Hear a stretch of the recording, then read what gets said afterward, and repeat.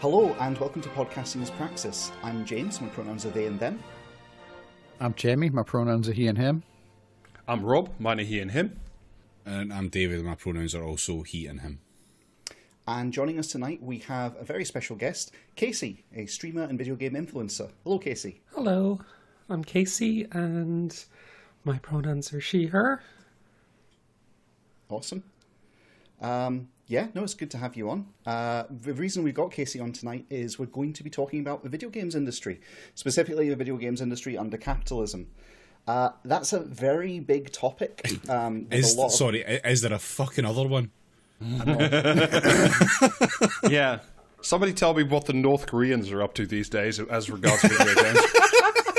Do they have video games in North Korea? Surely they must. Do they have it? Yeah. Oh my god, yes. Of course they've got video games in North Korea. Yeah, but I mean more like, homegrown. Like, do they develop their own? I wonder. Like, is there a thriving North Korean video games industry? I'm sure. Like some insane knockoff, like a North Korean Game Boy version with just weird rip-off games that would actually be quite cool. I'd be quite into that. I would too. You'll have to phone Joe Rogan and get him to ask his mate. What, Dennis Rodman? Oh. Shaking my head, Rob. But yeah, so this is a very big topic. There's a lot of angles to consider. So we're going to keep the news nuggets brief tonight, and just do a couple of them, and then we'll kind of weigh in and we'll see how we get going with it. So to start us off, I don't know about the rest of you guys, but I am feeling terrible. I am physically just a total mess. I'm suffering side effects from ADHD medication, which means I've had to come off of it, and today I am achy and painful and sore. But if you guys feel the same way, you don't need to worry, because Mark Zuckerberg is going to save us all. Oh, fuck off. Okay. Can't this cunt just let me fucking exist in this pit of fucking despair alone with legs? Because I was climbing this morning, and quite frankly, I wasn't doing too hot. So if he can work out a way to, improve my grip strength without logging in, I'm all ears. Tell me, Mark, what can I do? My personal hope is that he's going to karate me into an early grave. Yeah. Well, that'd be slightly more realistic. So, headline from Engadget: the Chan Zuckerberg Initiative, which is him and his wife, are building a massive GPU cluster to, direct quote, cure, prevent, or manage all diseases. Oh, God. Okay. Cool. How is rendering triangles going to help solve cancer? So the idea is they're going to have over 1,000 high-end graphics processors that will try to create a virtual biology simulator. Are we talking? Is this like Crunches at home? Are we doing like the new version? I mean, it's sort of ambiguous. They describe it as a bold new generative AI initiative today. Oh, fuck off. Excellent. Fucking brilliant. The group is funding and building a high-end GPU cluster that will use AI to create predictive models of healthy and diseased cells. Which country is going to have to go wwithout drinking water for this project? Yeah. Somehow Norway. Jamie, you're telepathically ahead of us. They've just, it's a massive puff piece about basically how they're going to train, this is the actual nuts and bolts of it. They're going to train AI large language models on human cells. And they expect the AI models to draw insights and conclusions beyond even the capabilities of a team of human experts, which is my favourite line in the entire thing. Accelerating climate change so we can have a robot say mitosis is fuck off. The word expect in that sentence was either doing a lot of heavy lifting or very revealing. Yeah. There was a piece in the news here, I think this week or last week, I can't remember, but that in the last year or two, the Swiss glaciers have retreated by 10%, which is crazy. It's genuinely certain places are now incredibly dangerous because the rock itself is becoming incredibly unstable. And can I just say, thank you for burning more CPU power to figure out what does cell do. Great. Thanks. Rob, it's GPU power. Get it right. I don't fucking care. They're, the bleep bloop thing that make them games go. So Chan lists other examples of how LLMs, that's large language models, could tackle biomedicine's problems. Direct Is it quote. by making up a bunch of horse shit? Oh, Jamie, that's quite the synonym. AI models could predict how an immune cell responds to an infection, what happens at the cellular level when a child is born with a rare disease, or even how a patient's body will respond to a new medication, the founder and co-CEO said. We hope that this collaborative effort will generate new insights about the fundamental characteristics of our cells. But yeah, so there you go. It's cool. They're going to simulate the human being. It's going to come back and tell us to kill the disabled, isn't it? Yeah. Honestly, like I'm glad we gave this new type of capitalist overlords world-changing amounts of money and power and influence over our entire society, and what they do with it is this. It's really good. I really like it. This is, nobody ever tell me that capitalism is the best way to distribute scarce resources. The efficiency just boggles the fucking mind right now. Oh, just... The resources aren't scarce if you can pay for them, Rob. Shut up, David. What's your second news nugget then? It better be better than this one. You called it, Jamie. Critics are furious that Microsoft is training AI by sucking up water during drought. It's about basically Microsoft data centers, because I figured, it's not enough that we are getting this bullshit AI simulation of a human cell to try and solve all disease. Oh no, by nature, it's going to basically drain all the drinking water in wherever it's built and, contribute to greater drought, as is evidenced by Microsoft's data centers in West Des Moines, in Iowa, which... I think that's Des Moines. No. We're going to let that stay because that's the respect the place deserves. Okay. So Casey, this is your introduction to learn that I can't pronounce stuff for toffee. I thought we were just doing like... If Americans are going to call the place I live Glasgow, then Des Moines, get it up you. Americans and Rob. Just try to pronounce everything as wrong as possible, so that if you get pulled up on it, you didn't make a mistake, you made a joke. Yeah, that's a good strategy. If only I'd adopted that 200 odd episodes ago, then it would be fine. Yeah, what a shame you've been found out since then by your own admission. Yeah, pretty much. Though I will say, just curiosity, Rob, what's the capital of Scotland? It's I don't know. It's a place. It's a Monroe, I think. Technically correct. Yeah. Rob and the Americans calling it Edinburgh will never get old. Anyway. No. I don't actually do that. I just can't pronounce where David lives. I can't pronounce the other place just fine. I'm now, Go on, no, fuck you. Place. That's what people in Edinburgh call it.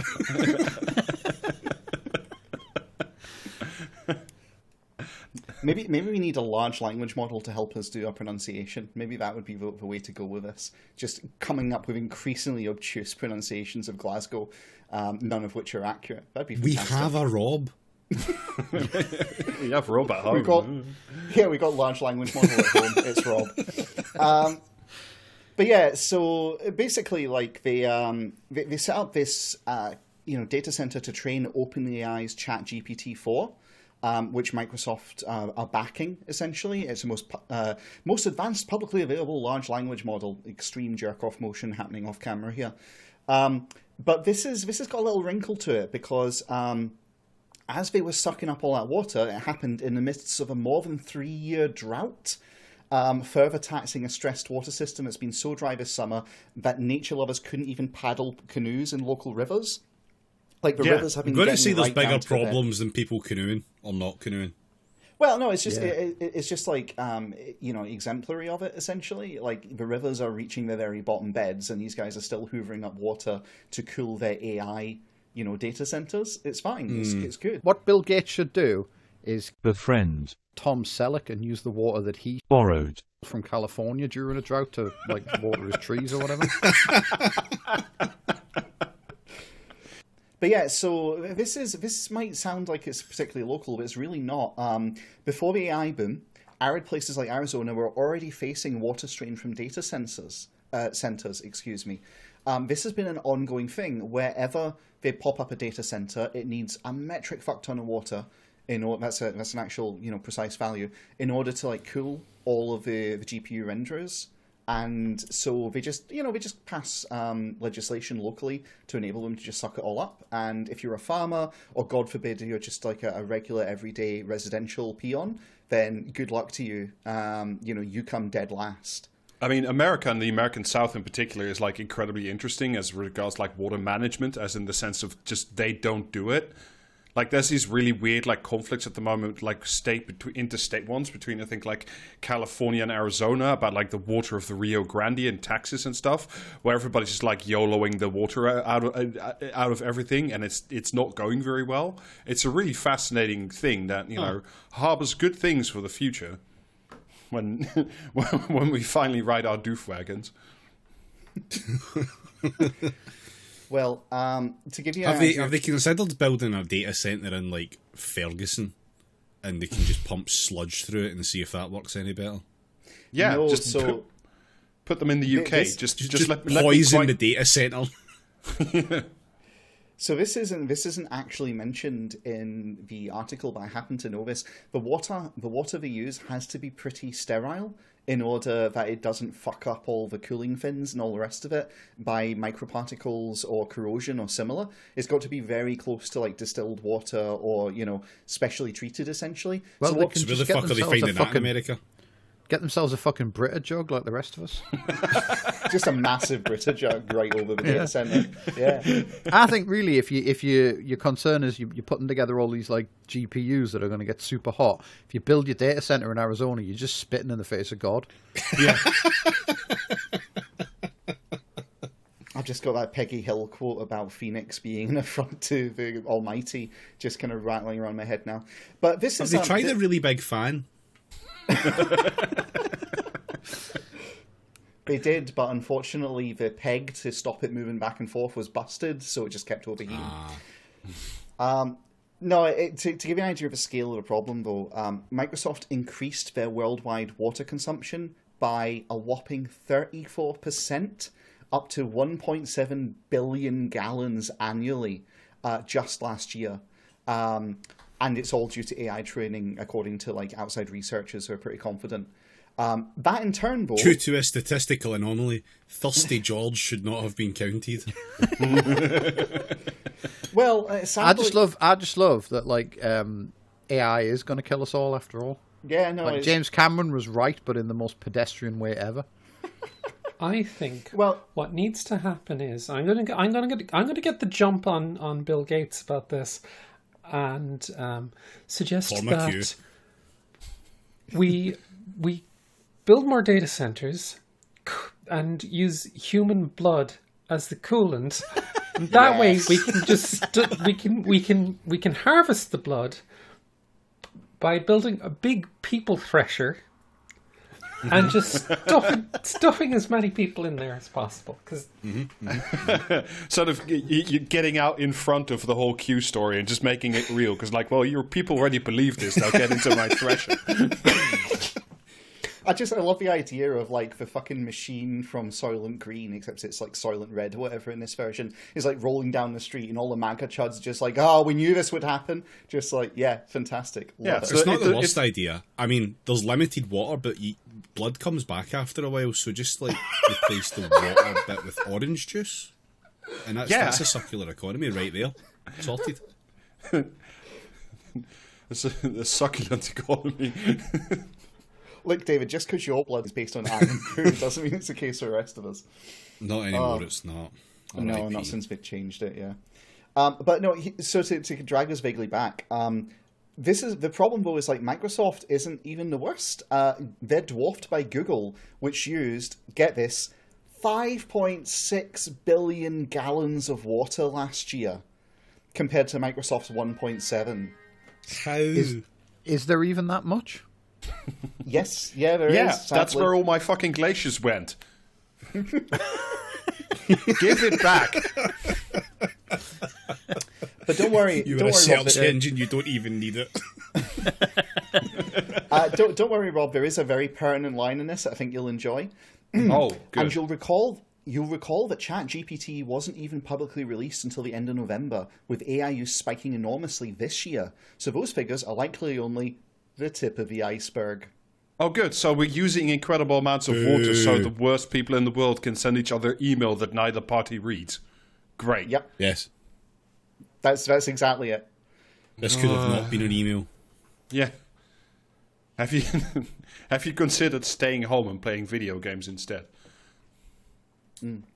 They also, I mean, even where they build it where there is like more water available, like, you know, they've built them in Florida, and Florida, if anything, does not have a problem with being in drought right now.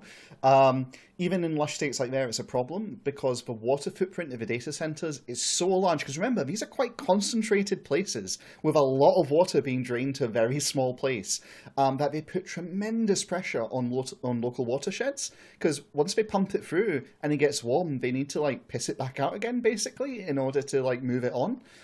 They should just be forced to build them underwater. Contract it out to fucking Ocean Gate.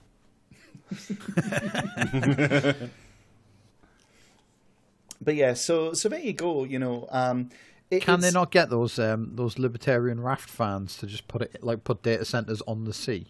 Yeah, exactly. You cannot give libertarians data centers. Oh God! Hey, don't drag the Principality of Sealand into this. Those guys are nice and sane compared to the ones who want to build the, like, you know, basically, like Jamie said, big rafts. Like they converted, what was it? Was it a liner? A cruise liner? Cruise liner. Yeah. And they wanted to turn it into like a floating Mobile jurisdiction. St. James. Yeah. Like Didn't everyone catch dysentery or something on that? I don't know if they ever actually got to that- launch it. I think that was the Goon project in Hawaii. Yeah, that was the Goon project. The crypto cruise liner was never actually filled with people, except for the three guys who were sailing it. And then the one guy left last alone, did his his Christmas alone there, and went down the slide all the times he wanted to. And isn't that the freedom they sought?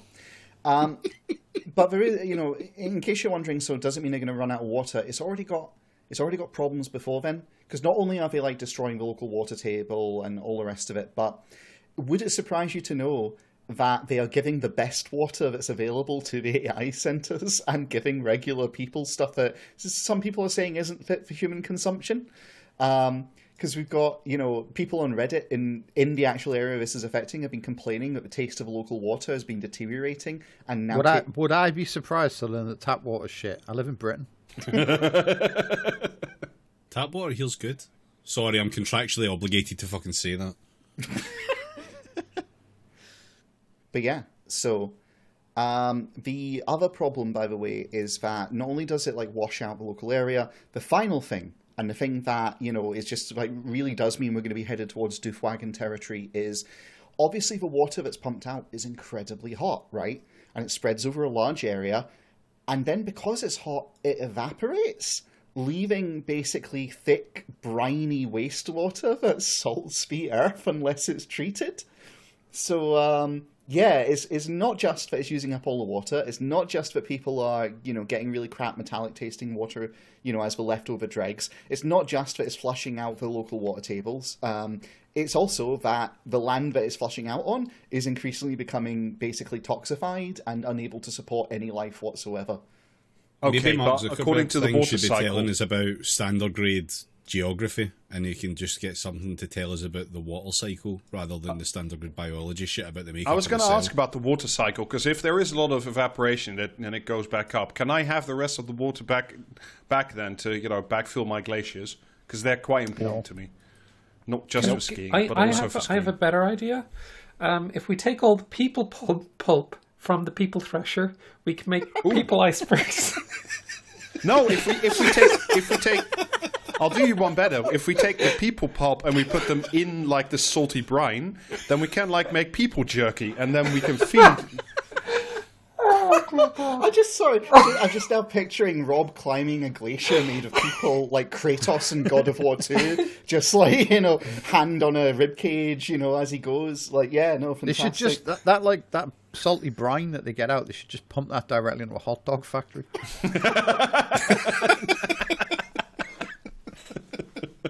the circular pickle economy, yeah.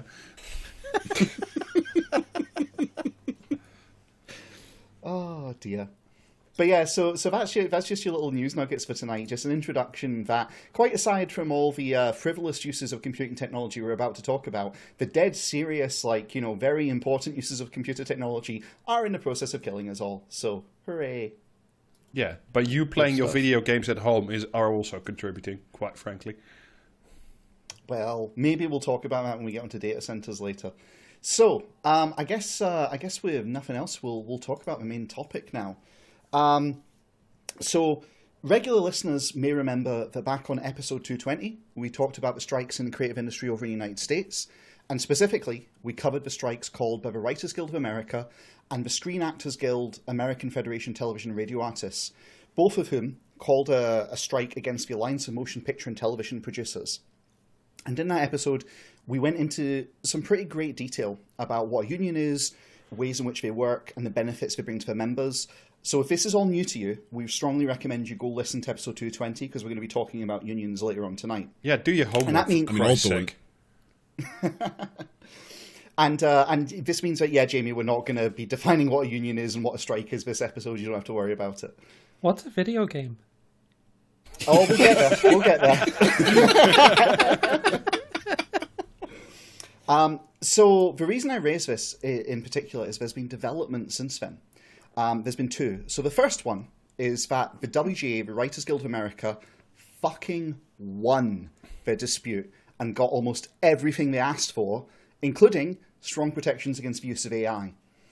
And I've seen it described by industry commentators, direct quotes, as a complete blowout and the AMPTP getting their ass handed to them. So not only do you love to see it, it's clear proof that there's power in a union. So that's great. In contrast, SAG-AFTRA's dispute with them is still ongoing, but that leads us to our second and very relevant development. SAG-AFTRA's membership recently voted to authorize a strike against 10 major gaming industry publishers, with 98.32% of the union's 160,000 members voting in favour of the strike. So, yeah.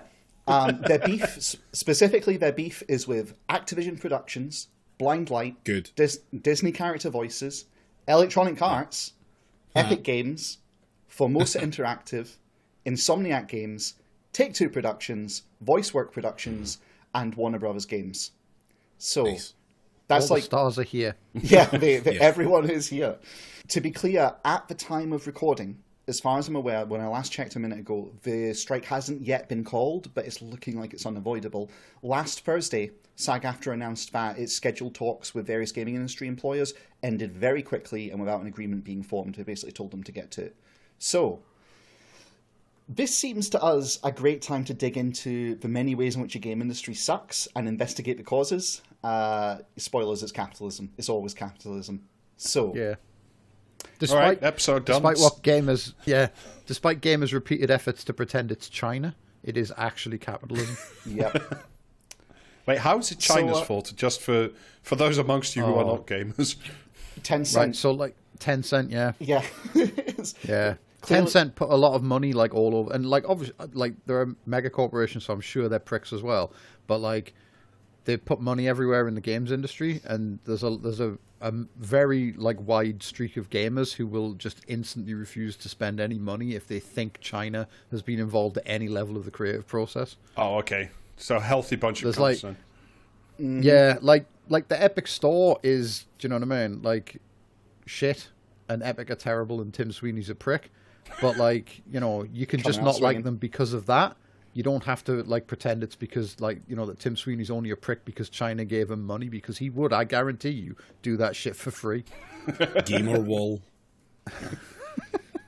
There's a lot of really legitimate reasons to be wary of anything 10 cent touches, because, you know, they made a lot of money in the mobile games sector, and I think what a lot of what we're seeing over the past decade, maybe, with the aggressive monetization that we're seeing in video games, you know, 10 cents at the forefront of that. They push a lot of how shall I say, more typically mobile free-to-play economy types of monetization into games that are, have not traditionally. Yeah.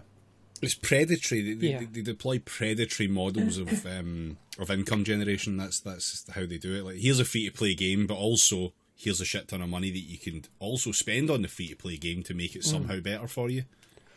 So one example I could make is Tencent acquired quite a big stake in Fat Shark, which were the people behind very, very excellent games, the Vermintide games. Yep. And they, since Tencent gained such a stake in them, have their monetization now for their latest game was Dark Tide, and that had a lot of criticism for launching in a very unfinished state, very buggy, but having a fully working microtransaction economy.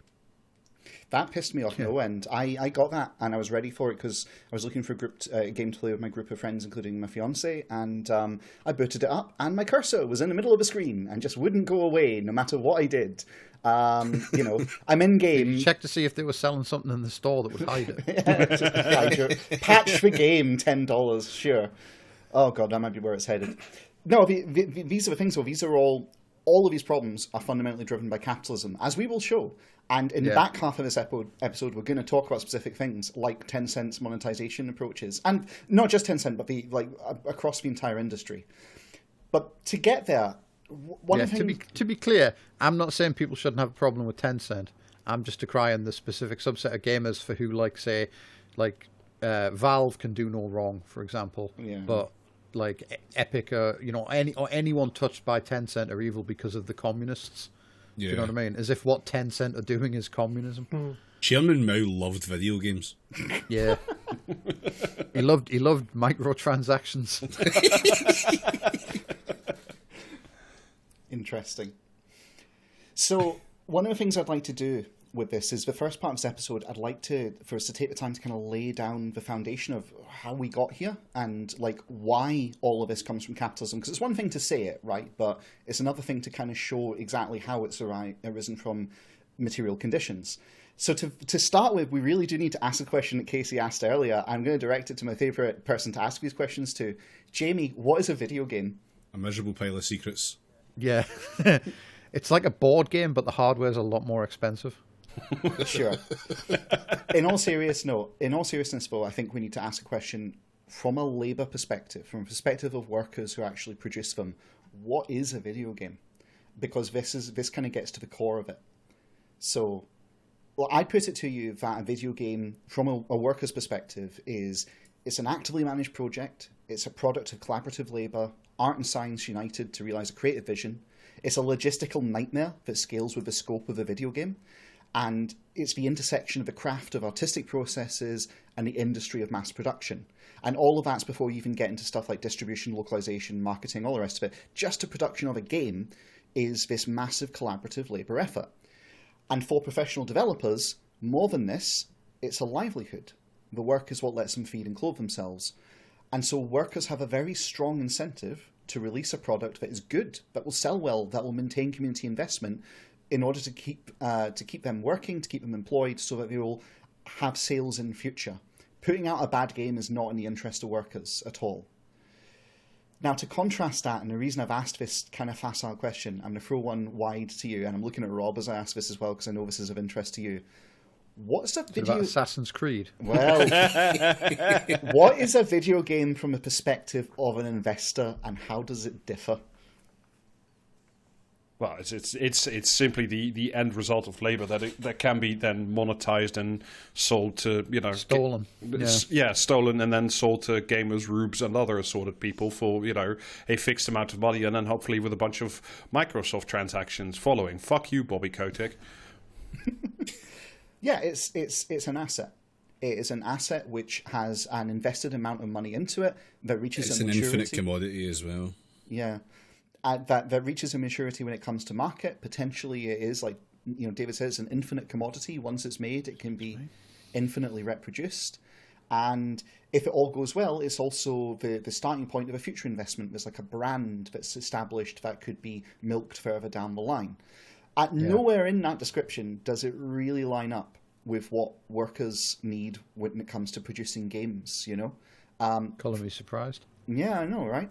And so, I put it to you that before we kind of set out on the history of this, the central contradiction of the heart of the video game industry is this. It's video games being seen essentially as an asset by the capitalist class versus being seen as a labor of love, a production, and ultimately a means of sustaining life by the actual workers who work on it.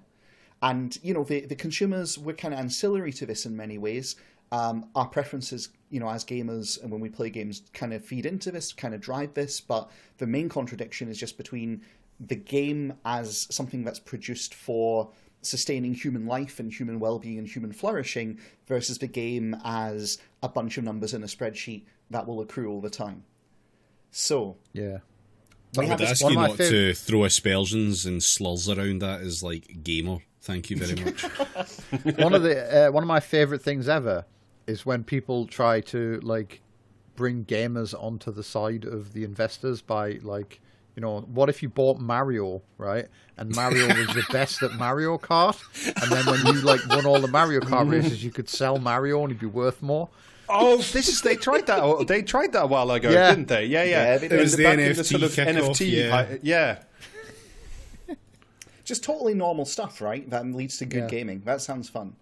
And so, herein we get to the start of this, which is that the important point is that people who work on games have very different incentives to the people who own the games being worked on. Not the actual players, not the people who purchase a copy to play, but the people who actually own the intellectual property that is the game. And, spoilers, the workers' incentives better line up with the players' wants and desires than the investors do. And this kind of then leads us into the historical model of video game development and where it all started. So, I'm going to run through this, and everyone feel free to toss in and disagree if I say anything you think is wildly out of scope. But here goes. So, gaming, when it kicks off, it starts as an artisanal craft scene in the same way as most industries did. It's dominated by skilled individuals who produce high quality, idiosyncratic work in response to overarching consumer demand. This doesn't last long. I mean, they also produce incredible amounts of dross that nobody ever wanted to play or see again. Let's not make everybody who sat at home, coding for the Atari some kind of Van Gogh level genius. There was just a lot of piss produced. No. Well, like I said, Rob, high quality. I think actually it first started in university labs where it shouldn't have been happening. We've got this new computer here, and NASA needed to calculate a moon fucking shot, and someone else is fucking sitting writing Space War or something on it. It was a dungeon crawler, I believe, was the very first one, from what I understand. No, I think it was Space War. Was it? Okay, I'll take. Yeah, I'll take they had that run. I think the original version of that ran on an oscilloscope. Oh, that's so cool. Anyway, sorry. So this is the historical state of it. It's a craft, right?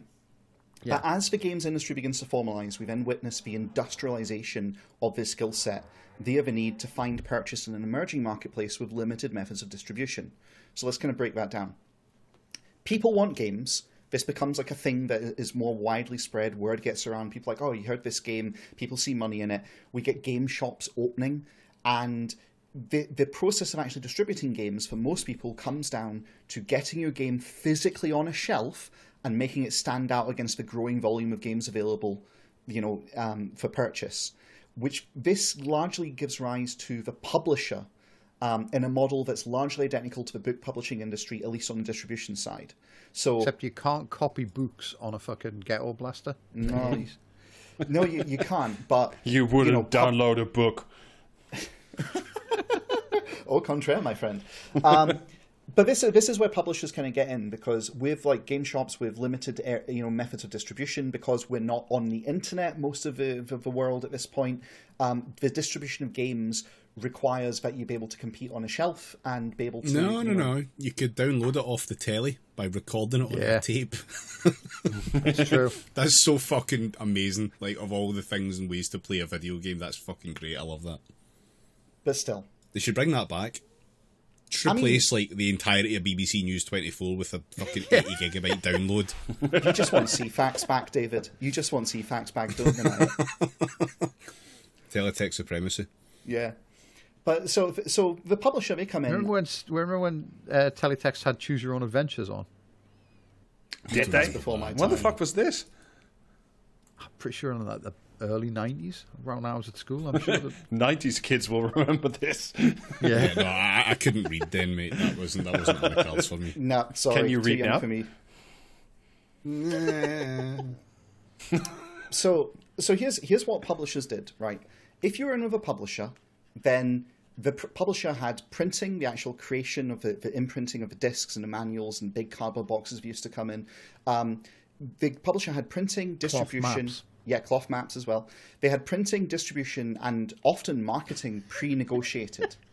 So right, I'm sure literally nobody else here is old enough to remember this, but does anyone by any chance remember... Do tell 90s kid. When Psygnosis would do 2 releases of a game, one that, there was one that came with a free T-shirt but cost an extra £10. I do remember, the good old days of where you got like a big fuck off box and like having like the fancy boxed edition would have like a cloth map of the whatever area you were playing in. Yeah, Yeah. Good I miss big boxes with like big chunky art books and manuals and stuff. And that stuff was fucking great. Yeah, remember keyboard overlays for flight sims? Oh my god, I do. Jesus, that's a core memory unlocked right there. But, so... Welcome to Proustian Reverie as Praxis. When we finish this episode in 9 hours, I'm sure everyone will be very happy. Me eating my flight sim overlay keyboard. This takes me back. The smell of CD-ROMs we'll never forget. But yeah, so like... Do you remember this is when how... we used to have cassette tapes for video games? And what some pirates would do was broadcast them over pirate radio stations, and you could record something off the radio and play it on your Commodore 64. That's amazing. That is fantastic. We must return. Like, we are becoming a conservative podcast, but only on one particular issue. But yeah, so to drag us back, like this is what publishers gave you was pre-negotiation for printing, distribution, and often marketing. Whereas if you had to go it alone, then you not only did you have to make the game, but you had to find shops willing to stock it, organize its physical printing, arrange a marketing campaign, and also try and, as part of marketing it, get it in front of the nascent games journalist publications. Like, that was difficult. Doing all of that heavy lifting was a challenge, and so it made sense to have a division of labor with publishers. That's why we invented shareware.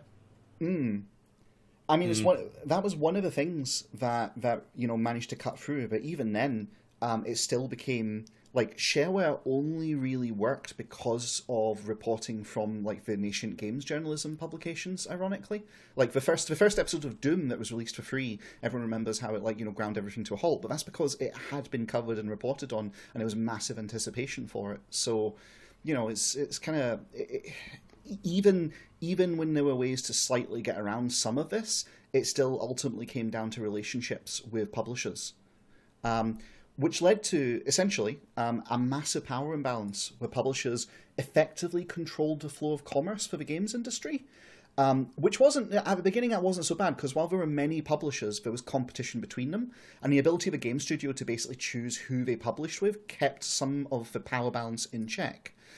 But as happens under and also they weren't really involved in the fucking development. No, they couldn't be at that time.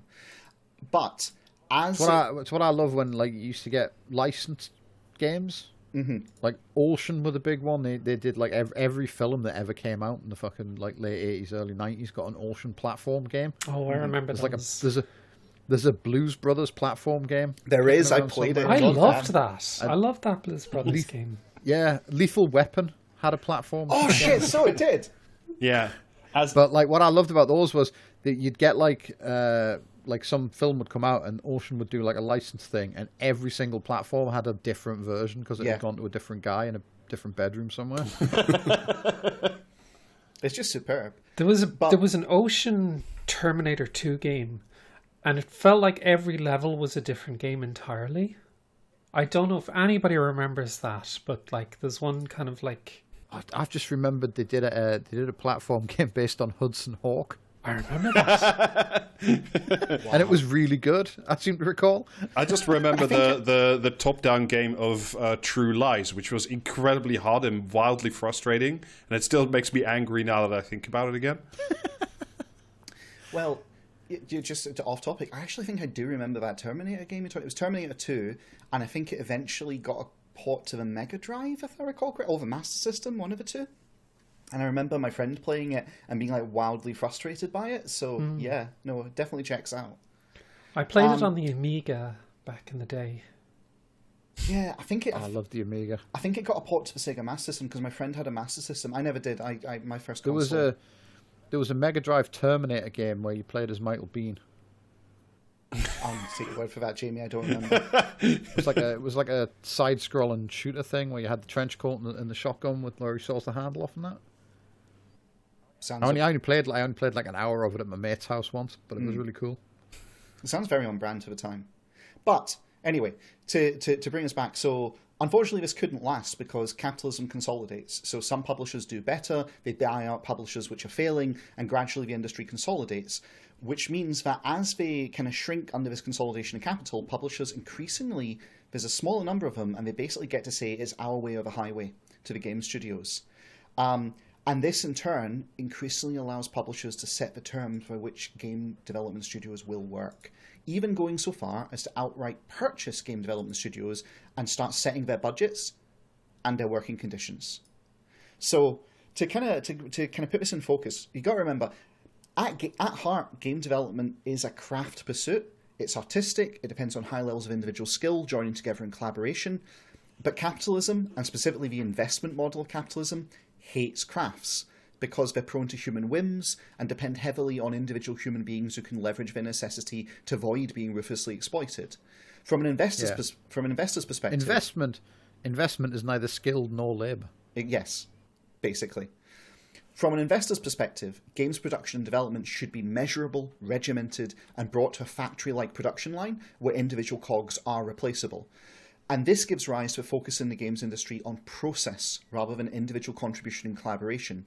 The same pressure that led to the spread of development approaches elsewhere, like agile software development, like that's why that exists. It's to create a measurable, quantifiable, exchangeable, regimented approach to something which fundamentally is a creative pursuit at heart. Even the development of algorithms is basically kind of like that. I've got no experience of agile development, but I always assumed it was something to do with avoiding boulders.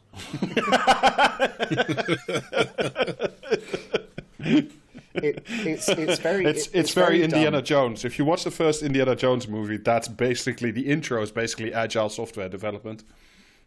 Yeah, that little statue he steals has like Jet Set Willy embedded in it.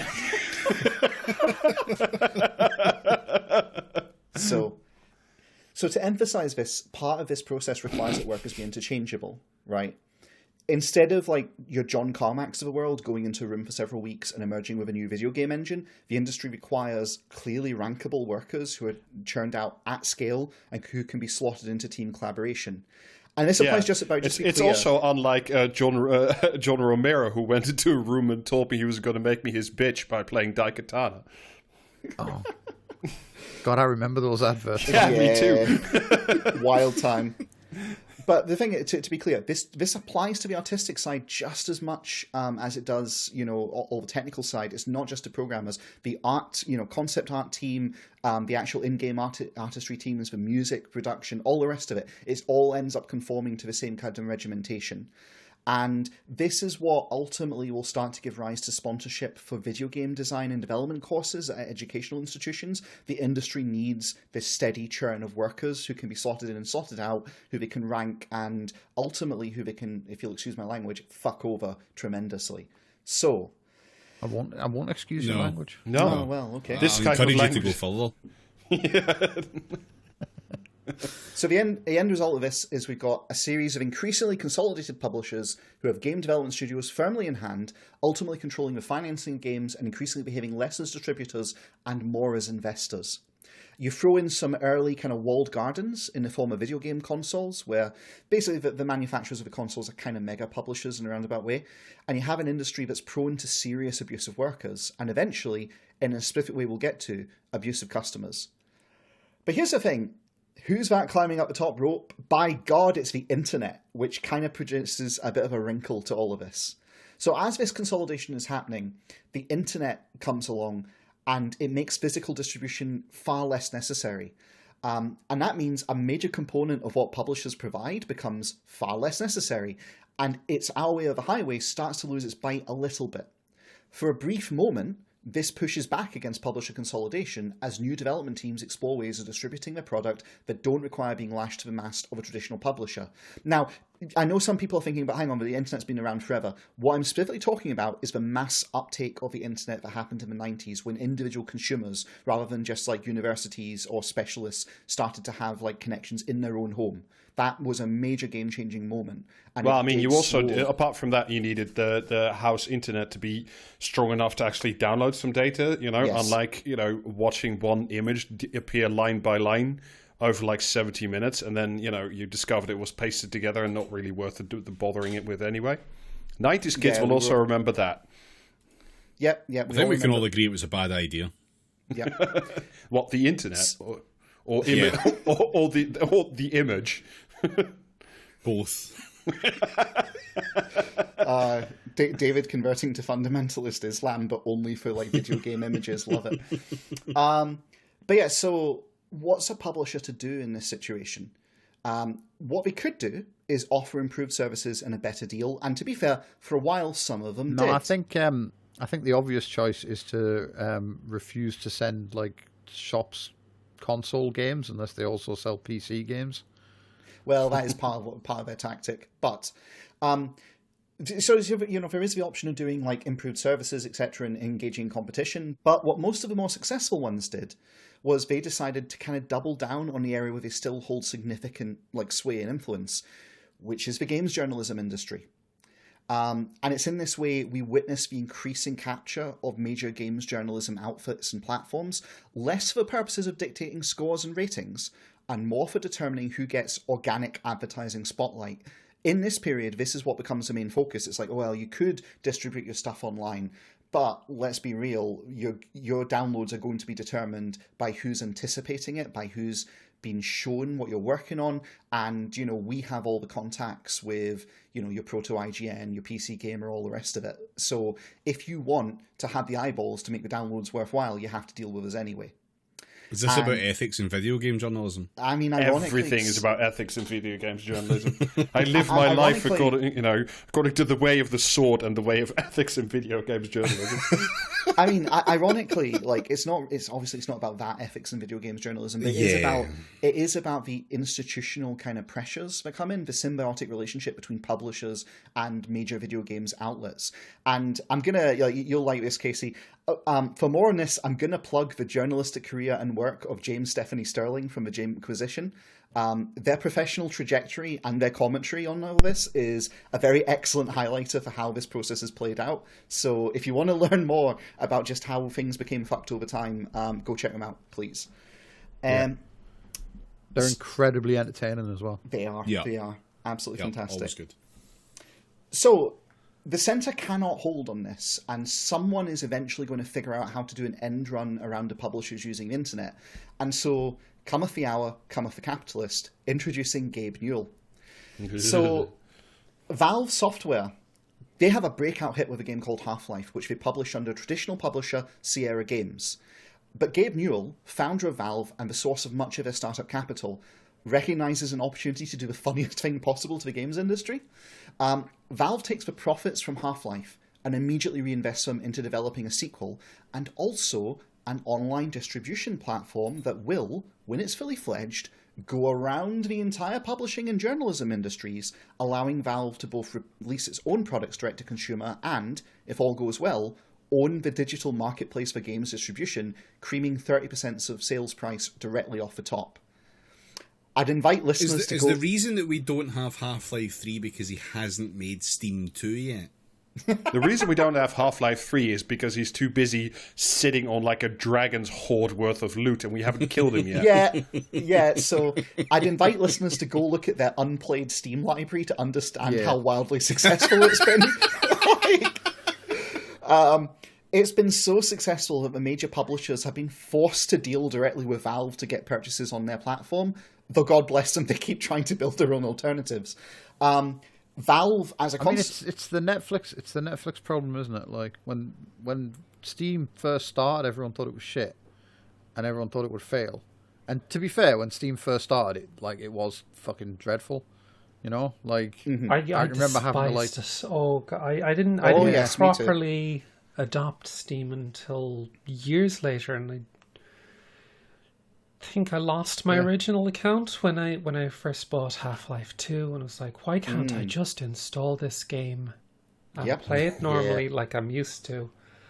And we had really the main thing for Steam with me was we had to wait for technology to catch up with it, because the performance was dreadful on the initial versions, and trying to run that and a game at the same time was it would just murder the game. You'd spent 7 days downloading or whatever, It was... Well, it's an example of minimum viable product, which we will be talking about later. But once it got established and it was clear that it was a success and it wasn't going anywhere, suddenly everyone's got to have their own version. Mm-hmm. And it's that's not how innovation works, really. That was the worst thing as well, everybody having their own version. But does anybody remember when Discord tried to have their own games store? Oh yes, that was fun. Yeah. So the what was it, 6 months that it lasted? Yeah, something like that. The best one was EA, because they took all their games home with them, didn't they? Yeah, they took their ball and went home and said, no, you can come play in our garden and not at all. Why is nobody coming to our garden? Why are they staying in the garden that's got a pool? I don't understand. So look who's come crawling back. Yeah, very literally. apparently, so I don't know this for sure because it's all under NDA, etc. But the rumor is that Valve absolutely gouged them just for spite when they came back, which kind of funny. That's two groups of people I heartily wish each other on to.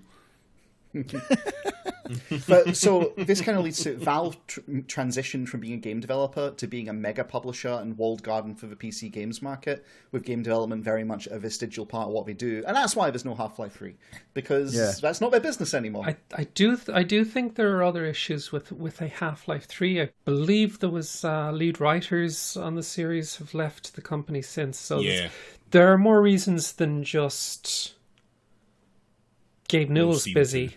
The writer... Well, based off how long we had to wait for Alex, they're waiting for the holodeck to be invented before we finally get Half-Life 3. They could just replace those writers with an AI, surely. Oh dear.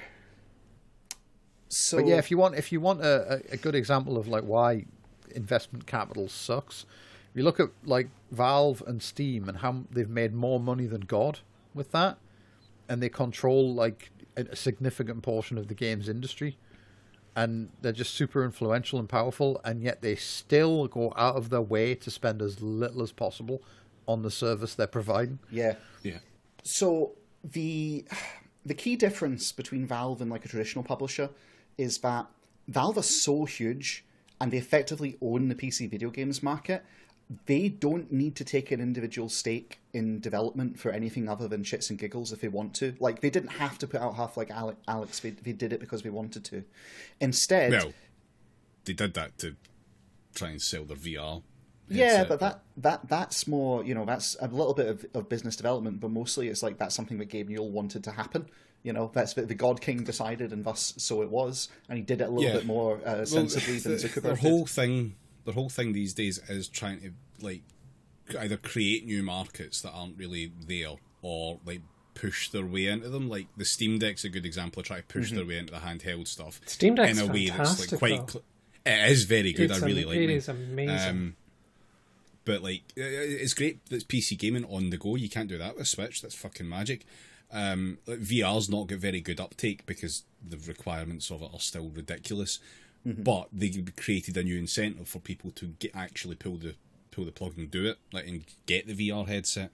I mean, the other reason that's the whole thing. VR isn't very good is I tried it once and I got fucking motion sickness at the wazoo and spent an hour vomiting, which is really good. Like, that's just personal weakness, Rob. Sorry, but that's just personal. Yeah, skill issue, I'm afraid. Yeah, what you need is a more sedate game where your character is seated. So have you tried Elite Dangerous?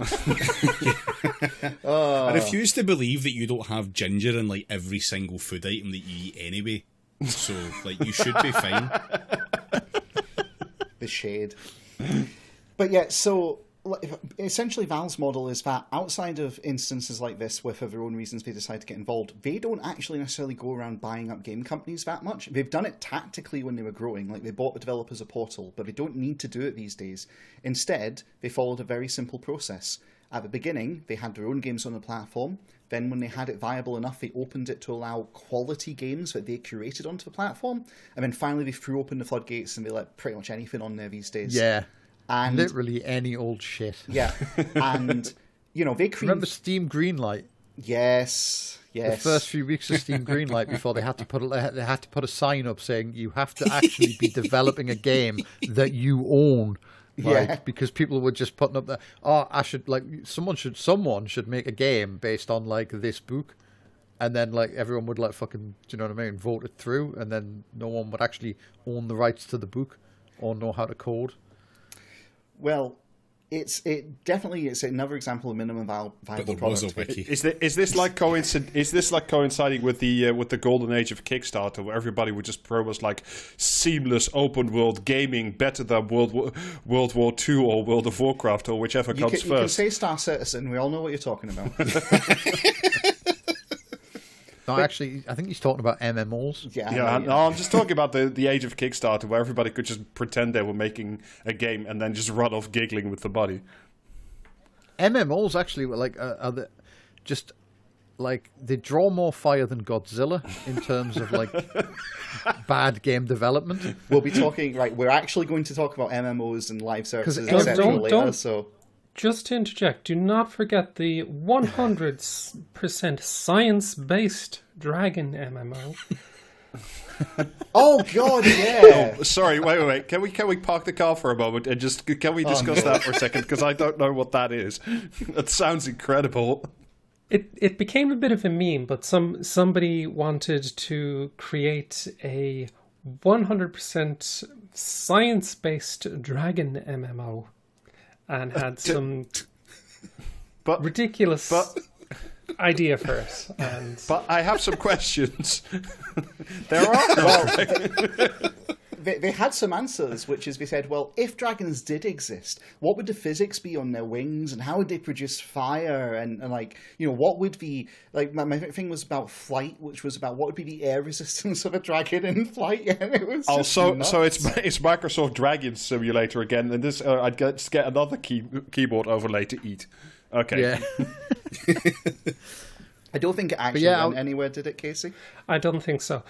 But I want to interject with something. I want to be fair to Kickstarter and to the whole crowdfunding of games. The vast majority, there is this little sort of idea of people running away with the money. The vast majority of Kickstarter games are quite successful, and there's this little cognitive bias that I like to kind of just pull the threads on. A lot of the games that are, successful Kickstarted games just become games. People forget about the crowdfunded nature, like your Hollow Knight, your Shovel Knight, your various knights, and other adjacent knights. And what people only remember kind of the large failures. The ones that are controversial. The ones that are controversial tend to just end up remembered as Kickstarter games, where the successful ones are just thought of as games. And there's been a lot of, I have backed quite a number of Kickstarter crowdfundings, and for the most part, I think maybe one or two did not meet their goal, didn't pan out, and that's unfortunate. But the vast majority, risk, for, let's say, Blasphemous, or yeah, good call. There's lots of great little games that were very successful and ended up as great games. I mean, as a podcast that's brought to you by crowdfunding, go to patreon.com/praxiscast, we're not going to throw stones too hard at it. I think it's more like, it did coincide, like, Valve clearly took inspiration from the Kickstarter as well as going, right, now's the time to do Greenlight, I think is where we're kind of coming to. It's extremely bold of you to come to the defense of fucking crowdfunding by citing this podcast. Hey, those who dare win, baby, etc. Yeah, we would never dare antagonize our group of delightful rubes. I mean, it's, they're my favorite people. Feel the love, listener. Anyway, to drag us back in the interest of trying to get through this, I swear to God. So after they let any old shit on, basically their profits come from 30% off the top, and also from negotiated game promotion on the Steam store. And this is something people don't like to think about, but the Steam store is effectively the homepage for PC gaming these days. Like, every PC gamer probably sees the Steam launch page with the new deals, etc., whenever they log on.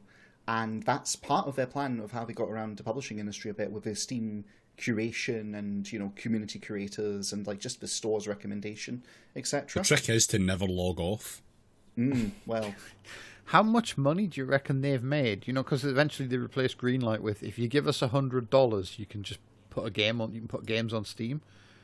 And how much money do you think they've made from people who were absolutely, definitely going to make the next World of Warcraft in their bedroom, and paid Valve the $100 up front and then never actually finished the game? It's a good question.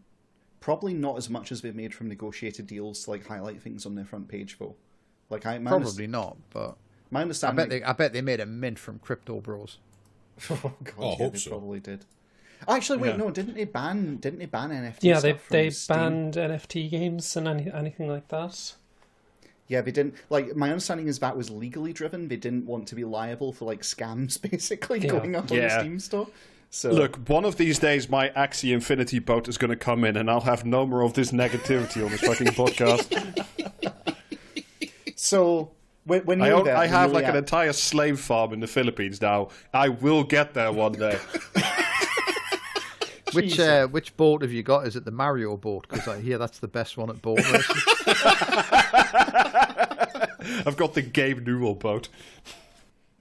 Okay, so I swear we're almost up to present day. So the other major innovation that's happening as all of this is going is the mobile phone revolution, where the phone in your pocket can now seriously play games, not just like Snake, but it can play modern developed 3D games. For your casuals. I prefer Snake, to be fair. Yeah, I do too, but that's beside the point. You know what I prefer? You can play Tetris on the phone, and that's all you need to play. It's a little after Snake, but before the hellscape of current mobile gaming. Does anybody here remember the Doom RPG? I heard that was really good. That was fantastic. It was on the Razor, wasn't it? It was. God, I can't remember what that was on, but they did that, and they did a Wolfenstein RPG as well, and they were fantastic little games, and they'd work like traditional games. You buy the game, and there's no extra bullpucky on the side. And what a novel concept! I know. I was amazed at the time because I bought it with my phone credit. And I was like, "Oh wow! The future is now." Yeah, this was so. For a brief moment in time, mobile gaming was a phenomenal idea. Yeah, and I could play It Doom still can RPG be good, on the toilet. You can play good games like Star Wars Knights of the Old Republic, or you can play bad games like Star Wars Knights of the Old Republic on your phone these days. So strangely, there was. Or you could there was a say period play where- Assassin's Creed Rebellion and just cry a Oh, lot. why would you? No, only you could do that, Rob. So I here's have the thing, never the done develop- that. I don't. I'm an old man. I just do Wordle, and then I'm bad at it, and then I have to. Okay, so this revolution takes place. This introduces new walled gardens, the biggest of which is Apple, who zealously guard publication on the Apple Store. Yeah, However, they put an to angel kinda- with a flaming sword outside it. Yeah, and Fortnite picks a fight with them. Anyway, to kind of put this in perspective, though, the mass of capital for the games industry is still concentrated at this point in historical publishers, and their decisions on development largely dictate how games end up developing for the phone platforms at the start, with a few new publishers managing to squeeze in by getting the jump on the new technology and carving out their space, many of whom will ultimately end up merging with major publishers further down the line. So When you say the new technology, there, are you talking about the N gauge?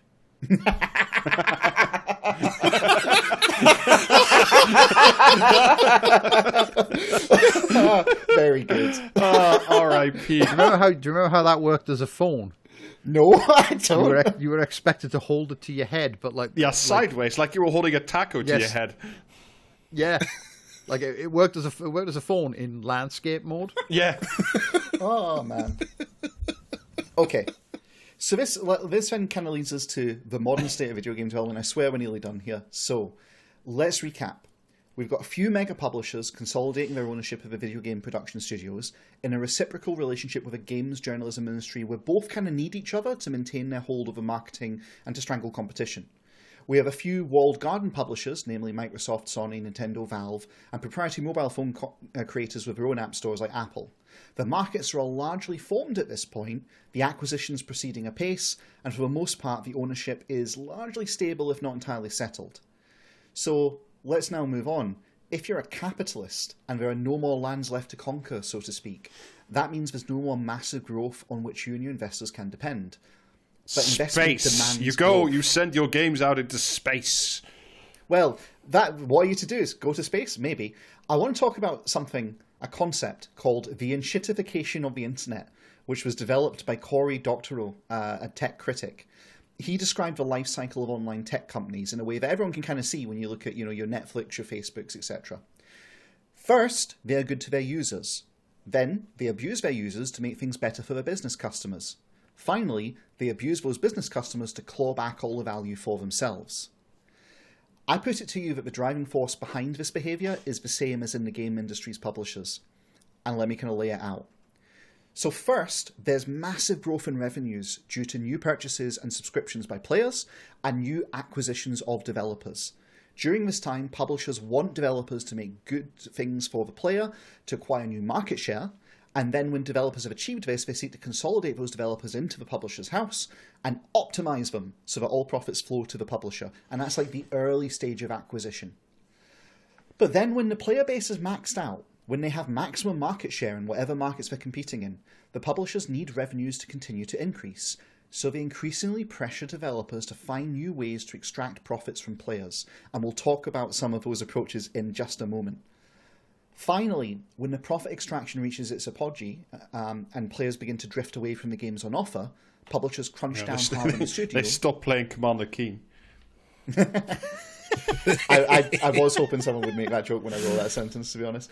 But publishers crunch down hard on the studios to wring any remaining value from the husk of a previously well-respected studio.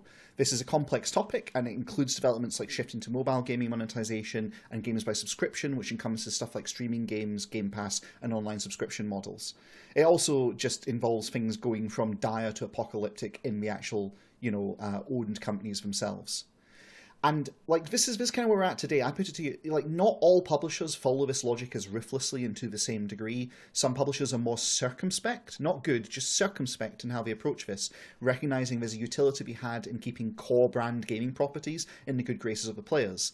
These tend to be publishers which are also owners of walled gardens, as their financial pressures to squeeze are not so tight. They can rely on other publishers using their walled garden, who are paying them a fee, to effectively do this at a remove and collect the fees they charge for access to the walled garden. So they don't have to squeeze their development... Nintendo doesn't have to squeeze their development studios so hard.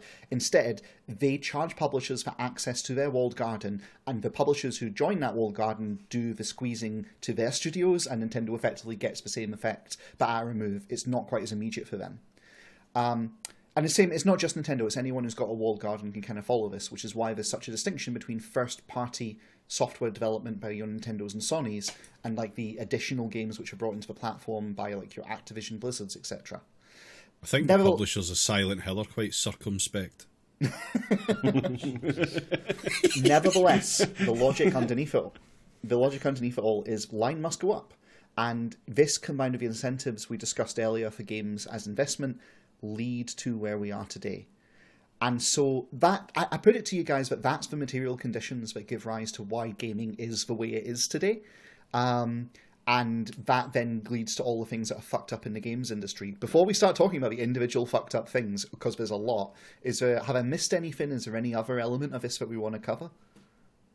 Well, I mean, in general, it's just the same process of capitalist accumulation and then like accretion into oligarchies that you see in all the other places, because it's not in capitalism's interest to be like innovative and new and starting new things.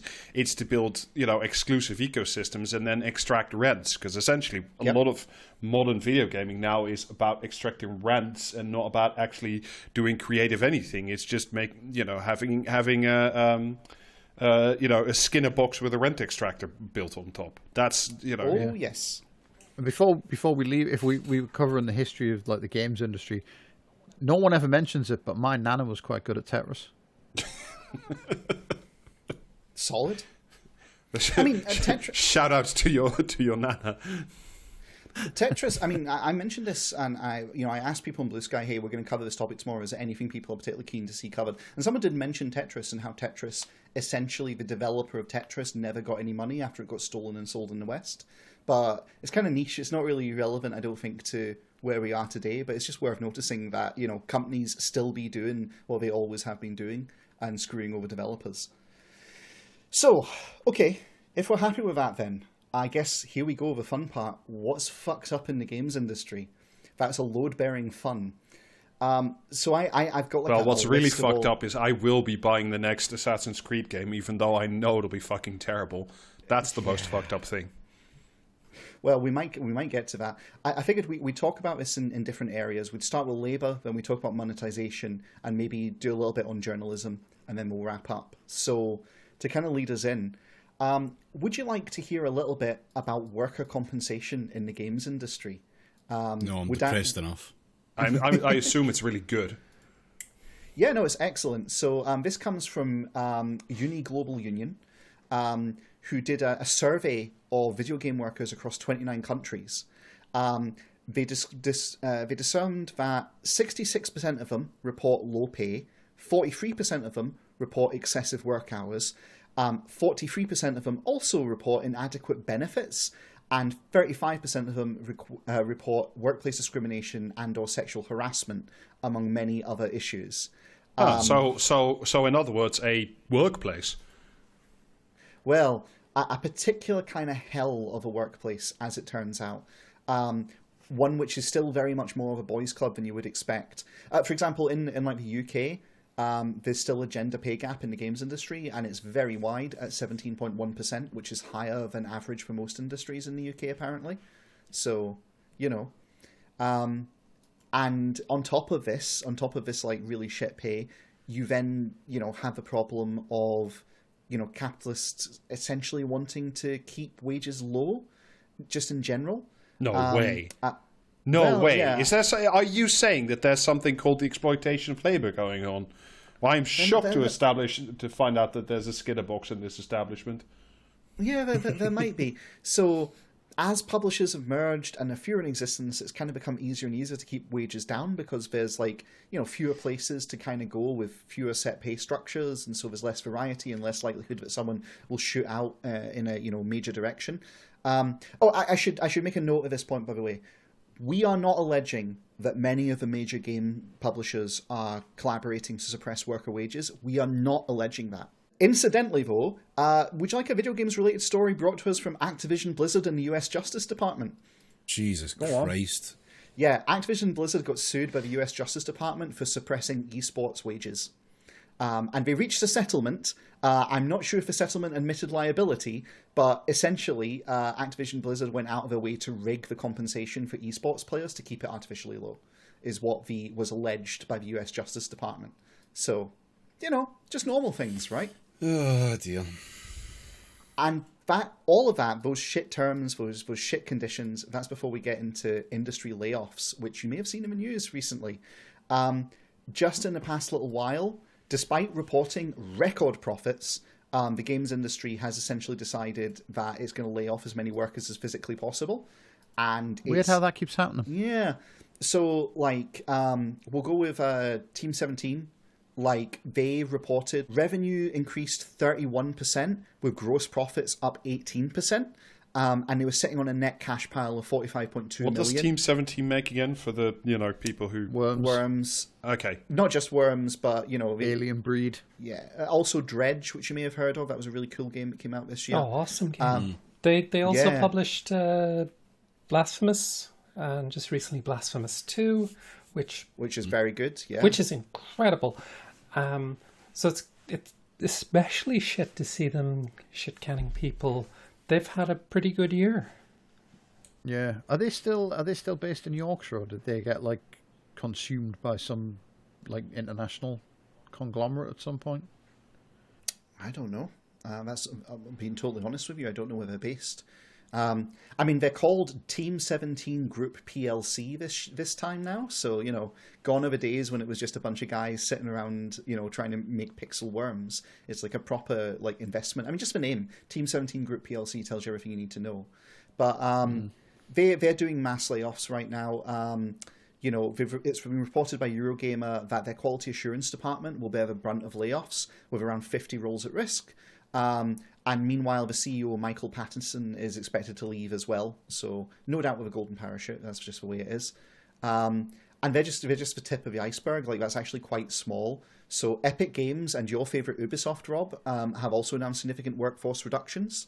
Epic Games made their layoffs public, whereas Ubisoft quietly conducted their own downsizing. And it's just been across the board. They've been cutting, pretty much wholesale. I don't have the actual figures for Ubisoft, but it was, following the closure of their London studio, which included 54 individuals dedicated to the Hungry Shark series, if anyone knows that. And they also let go another 60 employees from customer service departments in North Carolina and Newcastle. So, yeah, it's they've been... that's only right, because, customer service at Ubisoft is already so good, you don't need all those people. Yeah. So just get an AI to do it. Well, maybe Microsoft will, because they've been hitting Halo Infinite devs 343 industries and other game teams across the company, including Bethesda. They've just been quietly cutting away. Even Relic Entertainment were a victim. Their parent publisher Sega announced on May 23rd that Company Heroes Freemaker would cut 121 employees. It's just basically right now, as we report, just there's mass layoffs going on across the video game industry, despite, again, mass profits. It's not like people are buying less games. The pandemic was a massive boom time in game sales. And yet, the rate of growth is the important thing. It's not the gross profits, it's how big an increase they are. And so here we are. They get shit conditions and then they're fired. Which kind of leads into the other side of it, which is that their work being very precarious makes them very prone to abuse. And boy, so if we're going to want to talk about corporate culture and worker abuse, it's also a job where I imagine you're at constant threat of being just replaced with some newbie, because it's a job that everyone gamers just imagine that it's a very like prestigious and like lucrative job, and that B, it's very easy and that an idiot could do it. There is also an aspect that a lot of the workforce is gaming enthusiasts. They you know, let's just say games are art. People want to express themselves with games and create, and you know, so a workforce that's very, very eager, very enthusiastic, get in and create things, can be very easy to exploit. So, you know, a lot of companies might exploit fandom, and hence we get crunch. Don't you love games? Don't you crunch for the game? Come on. Yeah. So do it for the fans. Yeah, exactly. No. And there is a very sinister kind of underpinning there to that whole thing. So we get stories about 100-hour work weeks and that sort of incredible abuse being normalized. There was a story a while back from Naughty Dog about, you know, there was a construction team working in the building, and somebody nearly died because the construction team didn't realize people were still working there, and some sort of something crashed through the ceiling and nearly killed somebody because they were working like crazy late hours, and the construction team had no idea that people were still working. And it's like, it's really shocking. I mean, don't you want to work 120 hours a week? You know, otherwise the players of Red Dead Redemption 2 will not have the realistic shitting horse. Why would you deprive them of that? My favourite detail from Red Dead Redemption 2, which no one noticed, it had to actually be put in the press, is that the horse testicles will like pull closer to the horse's body when they're in cold climates and will hang lower when they're in warm ones. There is no Skyrim need. modder speaks. Well, as a Skyrim modder, there's no need for that. You do not need that in the game, but they put it in there for prestige, and so they could put it in articles and get a lot of coverage in the media. That's just the polite way of saying they can't get away with doing it for grot reasons. The horse ball's equivalent of the Metal Gear Solid ice. But like, I mean, very realistically, they also depend on the youth of the industry. Like, they fund all of these, you know, Digitech, etc., kind of startup colleges to train people in the specific skill set they need for the video game industry. They bring them in and they say, listen, you're going to have to work very hard, but eventually you'll go places. The implication being, don't worry, one day you will be like a senior producer or whatever, and you'll get to call the shots and get to make your own game, which is not true. But people buy it because they're young and naive, and so they, you know, throw themselves into a blender, working 100, 120-hour weeks when required. Deeply exploitative and cynical. And this is before we get to the really horrible shit.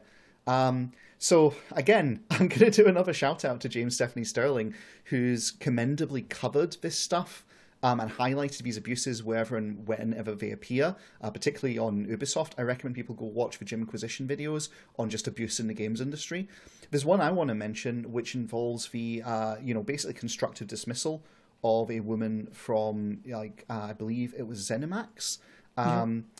She was trans, and she just got constructively dismissed for being trans, basically, and denied medical care. And then in the end, they essentially said, well, we'll give you your medical care if you waive all liability, essentially, as a way to keep her quiet. So they dismissed her for being trans, but then said, don't worry, we'll allow you to keep on. I think it was the defined healthcare benefit that she'd already paid into. We'll allow you to keep transitioning on that if you sign this waiver. Essentially, that you disclose and disabuse us of all liability. Just normal things, just okay. Yeah, but you do get to pick your pronouns in Starfield, though, so it kind of balances out. Whom can say whether it's good or no? I can't even. Yeah, but then you get some weirdos screaming at you that's not the point of playing games. You also, I mean, it's not just. Oh my god. it's also not just endemic from this, because you also get situations like, again, I don't mean to like be ragging on ZeniMax and Bethesda here, but we're going to. I believe it was Jeremy Soule. But they deserve it, so... Yeah, they do.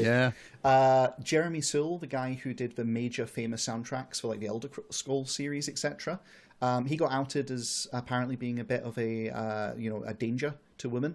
There was a whole bunch of people came on social media talking about instances where he had been deeply inappropriate with them, and as a result, he basically got had to step back. But for years, that guy was able to do what he did in the game industry, and he's not uncommon. He's not alone, because the power imbalance and prestige attached to big names in the games industry combined with like a culture which is very much like, are you part of management? If so, then cool, you're on the cocaine train. If you're not part of management, then you're part of the peons we grind into paste. This leads to a kind of culture of impunity, covering up with the superstars and the others, allowing basically rampant misogyny and sexual abuse to take place in the game development industry. Yeah, this was there was a thing in the late 80s, early 90s, where you'd see in magazines that publishers would repeatedly try to push the line that game devs were the next rock stars, were the new rock stars. Yeah.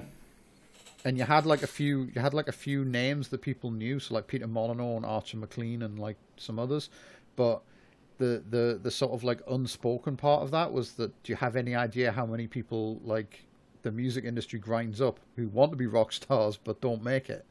Well, on the subject of grinding, there's one last thing I want to talk about on the subject of corporate culture and worker abuse here. This is brand new. So there's a brilliant game called El Paso Elsewhere that's just been released I think yesterday. I've played a little bit of it, really enjoying it so far. The devs who made it self-funded, not because they wanted to, but because they kind of had to. And they also have been unusually candid about what happened to them when they went to look for funding, because they have a good game. It is a good little game. Thoroughly recommend it if you like Max Payne and Alan Wake and stuff in that kind of niche. It's definitely worth a look. They went looking for funding because the way it was going to work, they were going to run out of money, essentially. The game released on September... Actually, it wasn't out yesterday, sorry. It was September 26th was when it was supposed to come out. I just got it yesterday because I only heard about it yesterday. But they were set to run out of all money on October 1st. So that's really tight. So the lead of the studio went around and started to interact with the corporate world and trying to find investors. And they all basically said, you can't make games like this. You need crunch. You need to mistreat your workforce. And he said, well, we're doing it now. We've done it before. We do it profitably. We're on time and on budget. And they'd come back and say, yeah, that's amazing. That's astounding. You can't do it like that, though. And his direct quote is, right, God help us. The assumption around the process of building games is that it must be harmful in some layer for it to have the chance of being successful, he says. Even on this game, again and again and again, we were being told by publisher investors that our emphasis on player and team health was a measure of our lack of ambition. People kept asking me in rooms, what game do you really want to make for? What do you really want to make? What's your big swing? And I think it's a big swing to give people amazing games over and over again, and each provides something different for their lives. So we stuck by that, and it nearly drove them out of business, essentially. They were like, well, you're not grinding your workers into pace, so you can't be making the maximum value return, so why would we invest in you? Plus also doing it the right way is a threat. Well, that too. So yeah, anything else anyone wants to bring up from the corporate culture and worker abuse side? Because it's fucking depressing, frankly. Yeah, I know. I could be here all day talking about that. Yeah. Yeah. Okay. Yeah. It's just so fucking rife. I was just thinking about that class action suit that the state of California filed against Blizzard Activision over differences in pay and crunch and all that shit. It's just so rife. I mean, how many years out are we from the Ubisoft spouses lawsuit? Oh yeah. That was some time ago. Yeah, God. and it seems to have just kept getting worse. Yeah. And I think this is personal opinion. I think a lot of larger companies enjoy having that power over their employees. That it's not it's not just about this is they don't crunch their workforce because it is efficient. Crunch is entirely inefficient, and I think there is it's about power. It's about we will crunch you because we can get away with it. It's also, if people are like tired and exhausted, they're not really, if you don't have excess energy with which to do things like unionize. Yeah. So, it's win-win.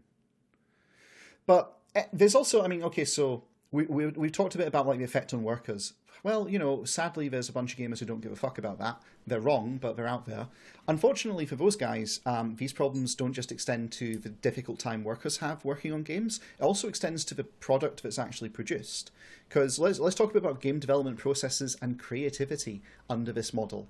Because one of the things you kind of encounter is if you're a large publisher in the era of like indie games now being a thing and being able to, thanks to the walled garden, you pay 30%, you can get on Steam, and thanks to like indie game, journalism, they can get around a lot of the big publishers. So what can the big publishers do but do things that indie crews could never do by pouring large amounts of money into making AAA products, right? But the thing about making a AAA product, your Red Dead Redemption 2, your The Last of Us Part 2, your latest Ubisoft bullshit, was it Mirage, Rob, is the new one that's coming out? Don't.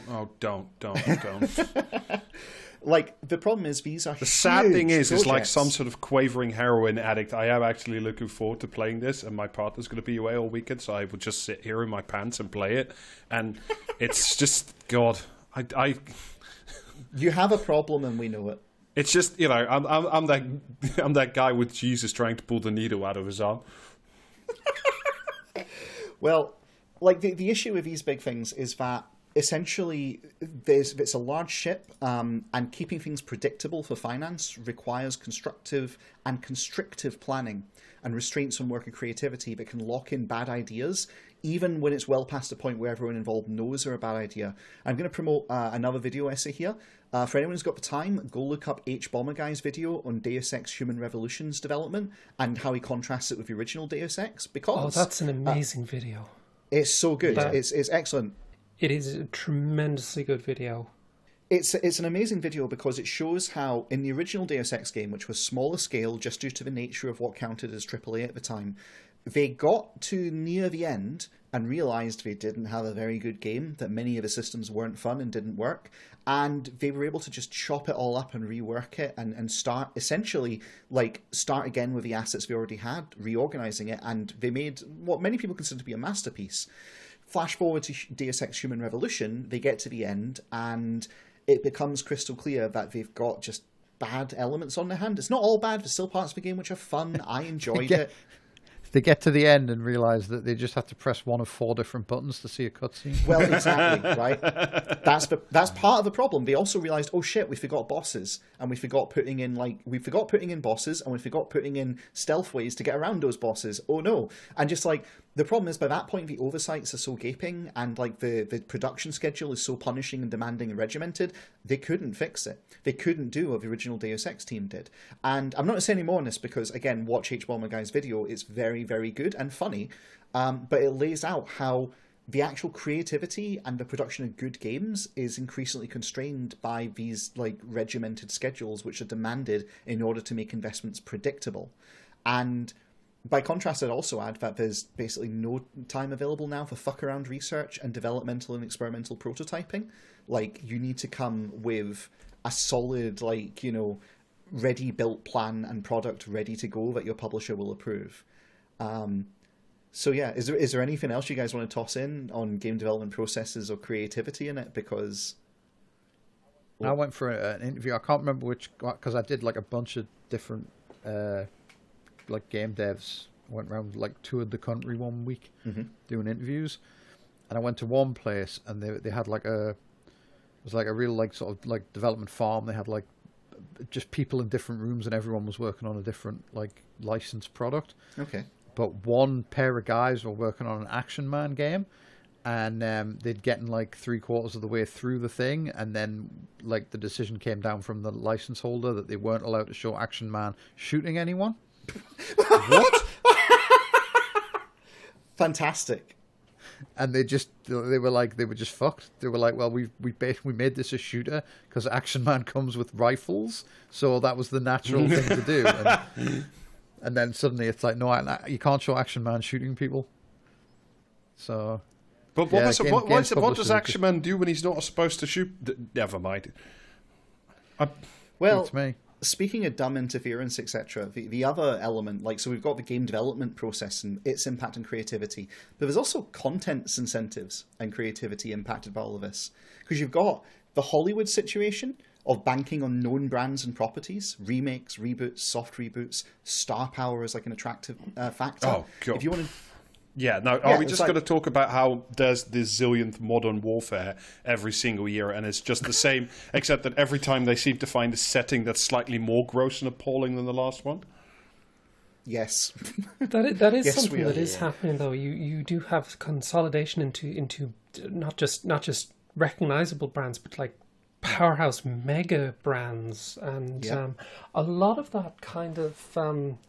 it dwarfs a lot of smaller projects. So in the late 2000s, 2010s, you saw a lot of traditional, different genres that were around for a while kind of just being kind of smoothed out of gaming as a whole. It was all, certain genres overtook others, and, it's just kind of railroading development of certain titles in to fit certain models, and like you saw that with say Resident Evil series becoming more action orientated, more straight up shooting, third person shooter more than a horror game. Is more of an action game with horror overtones. You saw that with the development of the third Dead Space game, where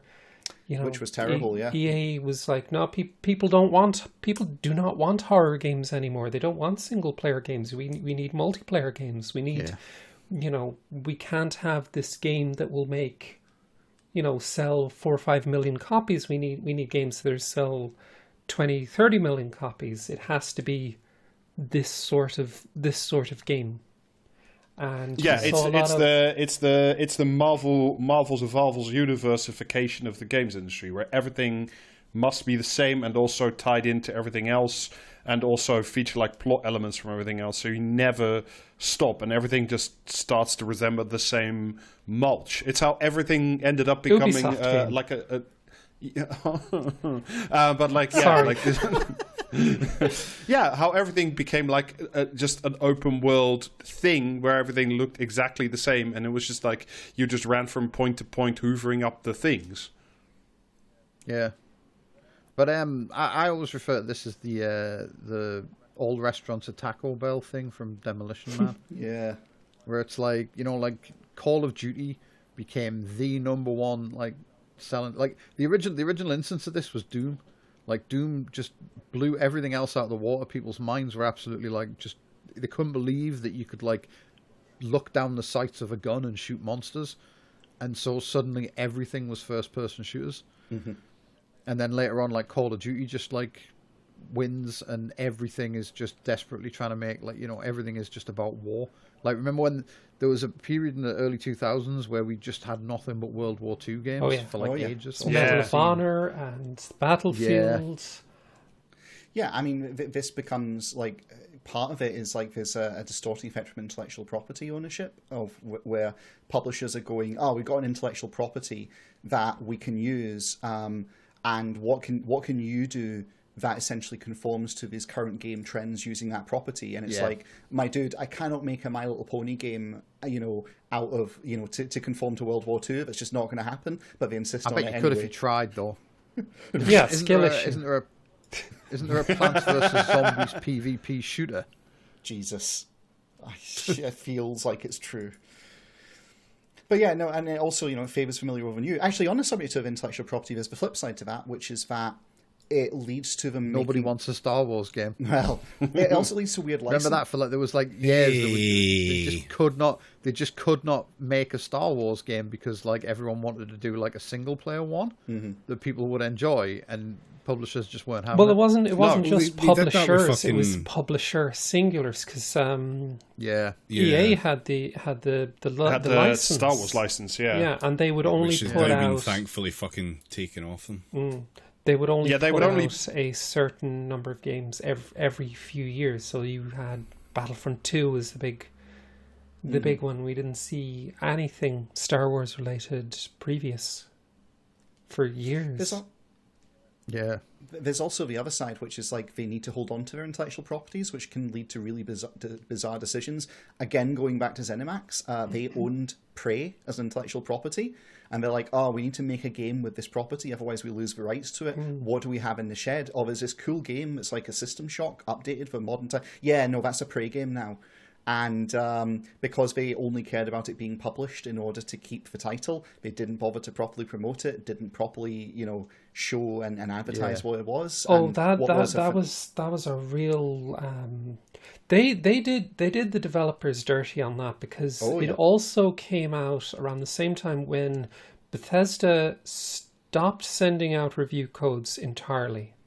Like they had blacklisted some websites, but they just clean out, straight up, not sending out review codes at all. They put out some bullshit about saying, well, we want the players to be able to experience the game at the same time as it was bullshit. So they had nothing go, like there was no reviews coming out for it, and it was like, oh, this is dropping. I love that game, Prey 2017. It's lovely. Phenomenal game, Crash. probably one of my favorites of all time. And Yeah. I didn't pick Prey- it up until like a year after it came out. Yeah, I was much similar, and like Moon Crash, the DLC for it was phenomenal as well, and it just totally done dirty. And even when they're not fucking up the releases, there's the other side of this, which is we talked about like all these kind of contents which the publishers are kind of pushing for. It also eats up development time because Anthem, like they wasted resources and time producing demos of what Anthem could be to please executives at publishers, etc., who then came down with the most ridiculous notes in the world demanding changes and just like basically constantly producing this like Potemkin village of a game in order to get approval and funding, in order to then try and make that Potemkin village, which you keep having to change and add on to, into an actual game. It's just an absolute nightmare. No wonder that fell over. That was there was a similar thing with the original Watch Dogs, wasn't there? Yes, there was. They showed a demo of that at like possibly E3 with some sort of trade show. They showed a demo and it was like just complete smoke and mirrors. Well, that was, and everyone went wild for how good it was, and then everyone at the studio had to scramble to like actually make the game look like that. Well, that was more public advertising. I'm more talking about like the internal, like pitching the publisher, if you will. Side related to this kind of stuff, but Star Wars Squadrons was a great example because you don't get a lot of flight sim games like that, or combat flight sim type games. Like you don't get a lot of that stuff anymore. It used to be more prevalent. It's not something that's really produced as much, but the reason it's not produced as much is because it's got a smaller audience. And that's purely down to publishers just going, nah, fuck it, we're not doing this. And that one was only released as it was, as like a test, but from the very get-go, EA said, like, there will be fuck all in the way of support for this going forward. Like, there'll be nothing whatsoever. You can keep your servers on, but there'll be no DLC, there'll be no further development on it past, like, one patch that you can do. It's just, it's fucked. And it's good stuff that people won't get produced because the publishers won't see enough of a return off them. I'll throw in as well that when they do publish stuff, part of the decision on all this is this idea of minimal viable product, which I've mentioned again and again, whereby publishers want games out yesterday, and so there's a tension between whether a bug is bad enough to patch it, as because it will damage returns, or whether players will put up with it.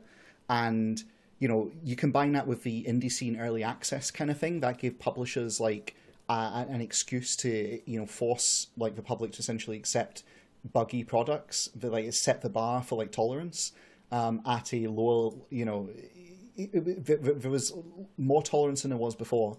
And there's a paradox in this, which is that if they get it wrong, if the players reject a game because it's too buggy and it's a mess, then the game that could have been good but got forced out the door early ends up floundering, despite developers knowing that it wasn't any good. They needed more time to develop it, but the publisher forces them to put it out the door, and then the publisher goes, well, this hasn't been well received, we've lost our shot, and then they pull any funding for subsequent patches. And there's the culture which fucking gamers TM expect now is that something should be at least workable from launch and have continuous updates as it goes on as a live service. So when something gets released as a finished package, people are like, well, where's the other stuff? Yeah, Elden Ring, dead game. But all of this, I mean, we kind of danced around it because we talk about it as a minimum viable product, and we talked earlier about how essentially the games industry is set to try and wring profits from people. I guess we kind of need to talk about monetization, because this is the real distorter, I feel, in the modern era, the thing that players feel most acutely. And it starts, I mean, like, at the thin end of the wedge is you've got your in-game purchases, which are pretty shady, like stuff where a game launches, there's already content on the disc at launch, but you charge to end up unlocking it. Day one DLC. Yeah. Yeah, I mean, this is the and it starts spilling over into the real economy as well. Because you remember we talked about on the podcast like a bunch of episodes ago about like how BMW was going to do like an unlock patch for their heated seats. Yes, we did. They had to withdraw that because everyone hated it, and like they were getting no purchases. It was actually harming car sales as well, which is fantastic. Like an example of natural boycotts working. Should not be normalized in the first place. Yeah. No, it shouldn't. And the worst part is it doesn't just stop there. Like, it'd be one thing if it's like, oh, pay extra to unlock this character. But there's also the insidious side where it's like game mechanics are made intentionally tougher and more boring and more demanding, and there's more of a grind. But players can purchase to unlock these hurdles, right, Rob? Pay to skip the grind. Yeah.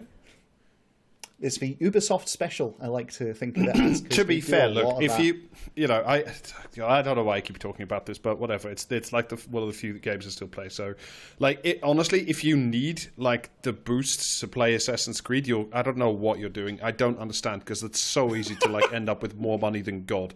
Like, whatever. But that's a different side note than altogether. No, but it's just a poisonous thing. It's like again, we referenced this. We talked about this in Christ knows how many episodes ago, and as far as I understand, this is still like a major thing in Diablo 4, that like if you want to reach the top levels, you are basically required to pay out the ass for gem packs and upgrade packs and speed through packs, because otherwise you literally do not have like, there are not enough hours in the day for you to be at like the peak elite super level or whatever it is you want to be. Like, even if you, I think we talked about it, and some gaming website had done the math that it would take like $100,000 or more more than that. Like, I actually had this here, Rob. It was Bellular News, who are actually also they're also an indie game studio, so go check them out. They did the math, and I think their current count is somewhere around $200,000 last I checked. Wow.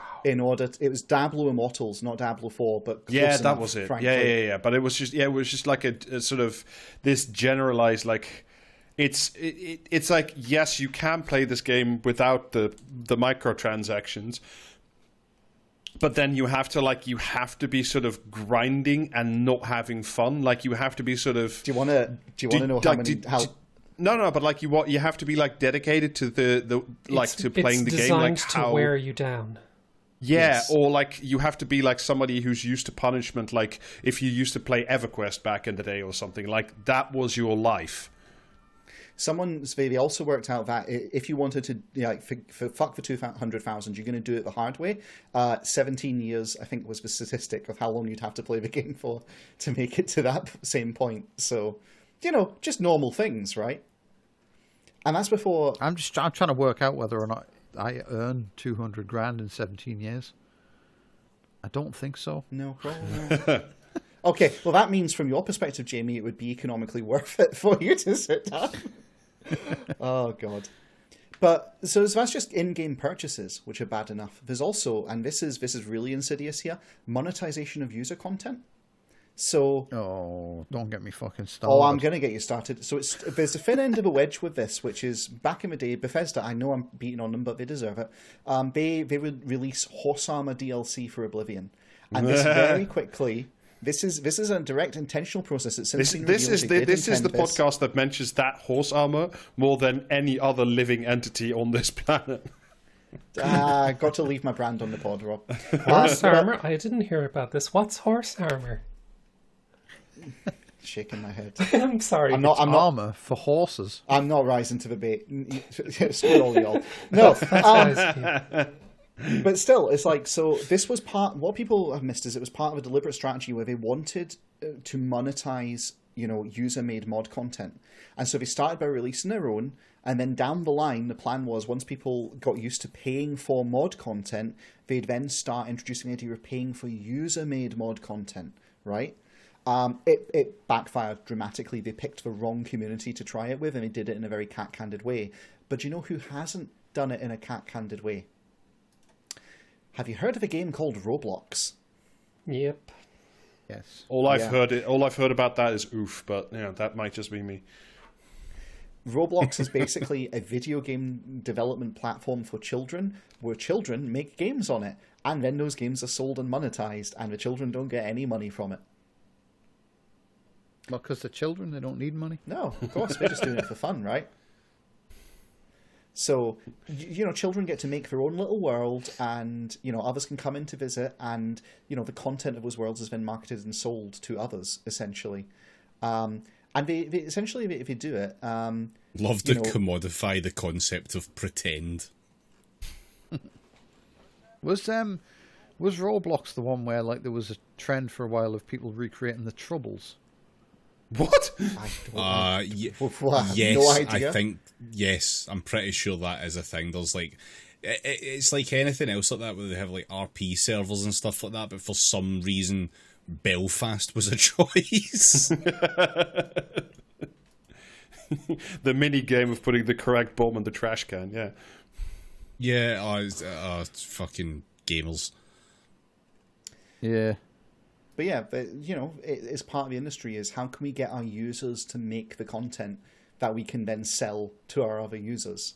And of course, it's working on children first because they don't know any better. They don't understand the value of their labor. So, but if that's bad for monetizing user content, we get into the famous one, the one that we all know and love, gambling. Sorry, I meant to say loot boxes. Yeah. Because... Rob said it earlier, Skinner box for gambling is where it really heads. And, there's a whole thing Blizzard introduced loot boxes into Overwatch. It's wildly successful. I bought some, I'm going to confess to it. They're addictive. They're designed to essentially be a kind of gacha that slowly gets more and more investment out of players. Yeah. And when they did it, when it was done in Overwatch, there was the side part, which is if you played, you gradually got boxes yourself, so it wasn't quite as insidious. But the modern games industry is basically loot boxes all the way down, as far as I'm concerned.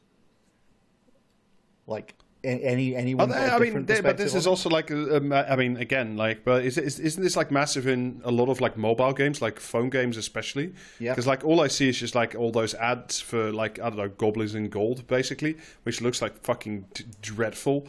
And all I can think of what I see is just oh no, that's just a Skinner box basically. You need to constantly be feeding money into it. Remember when the EA finally brought back Dungeon Keeper? Oh God, yes. That was so and you had sad. to buy gems to dig things faster. Yeah. Yeah. It's you can wait an hour or buy a gem at £1.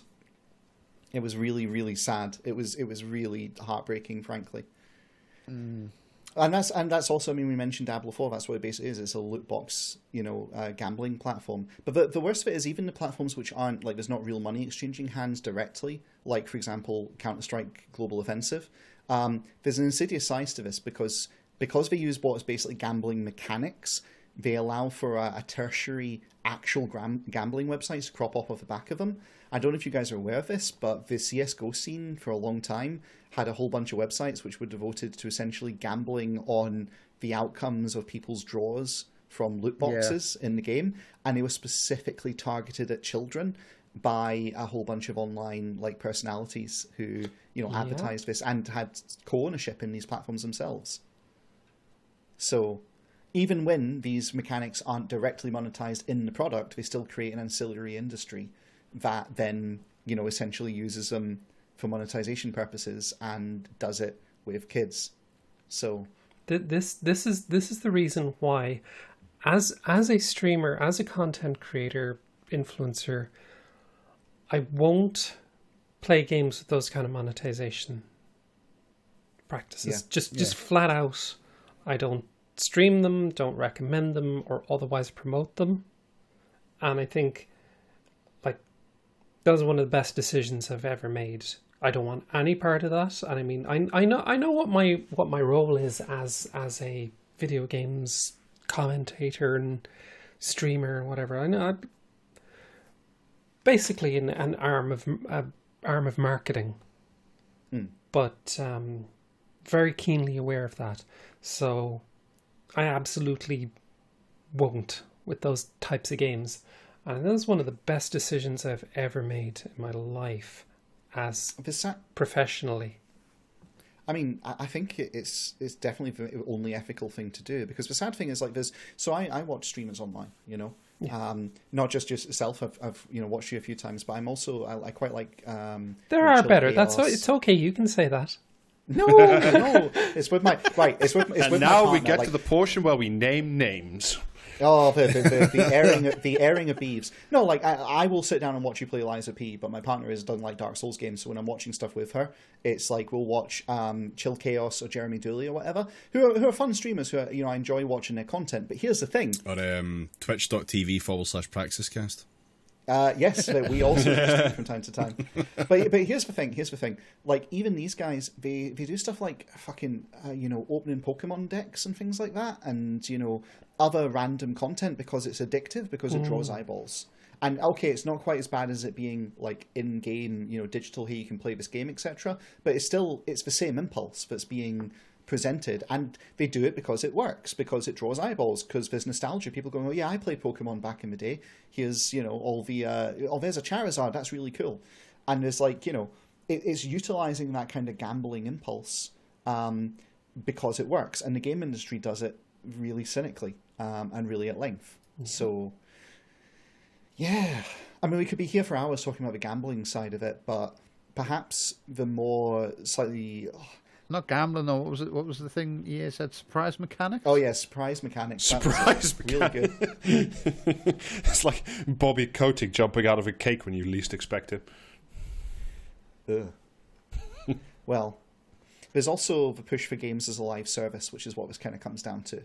Because rather than having necessarily loot boxes, instead you have, like we said before, treadmill content. You play the game, you're put on a treadmill, and you need to buy season passes, and the seasons reset every so often, and as rewards you can only unlock during that period. That's been like the major push, and really like the number of games which have converted to, hey, buy our Game Pass and play a sufficient amount this season and you can unlock these special rewards. And then the tiering of Game Passes, like, it's pretty grim. Call of Duty is really bad for this. Yeah, I mean, I did. I mean, again, I've stopped playing those types of games like a long time ago. Like, does it matter that you play on like the seasonal game or just the open free game? Like, is it quote unquote, is it worth it to spend this extra money on the season pass or the whatever doodad? Like, is there something cool in the season apart from some skins or some shit that like? Is there anything that actually makes it worth it? Yeah, you can make your little war criminal avatar wear a Santa hat. Yeah, it's pure. It depends on the game, I would imagine. Well, it's monetized FOMO, fear of missing out. Like, but I might never be able to get that skin again unless I play now and unless I progress. And I physically don't have the time to play enough in order to progress enough to unlock that thing. But I could buy this pass, which means that every hour I play is actually worth 5 or whatever. Like, they rely on that. Yeah. So it's, in terms of an origin story, because I don't know. Is this just like, did people once upon a time look at because what I remember quite clearly was like in the old days of World of Warcraft is like people would sell their top level, like their level 60 accounts or whatever was max at the time, to like literally just on Amazon or something before Blizzard monetized that system for itself. Was that like sort of I mean, it won't be the first one because there's always something before that, but is that sort of the moment where do you reckon like the gaming industry looked at that and went, we can do that, but in a different way, Maybe. I actually mentioned on I think it was Peace at Home last week, but in the 90s, someone I knew was like a games master on a multi-user dungeon, which is like a text MMO, and someone in America sent them like 2 big boxes of like rare magic cards that they've been collecting for years in exchange for like them just creating a bunch of gold out of nothing on the game. I think you mentioned this before. They got done for it, didn't they? As in, like, they got kicked off for being admin.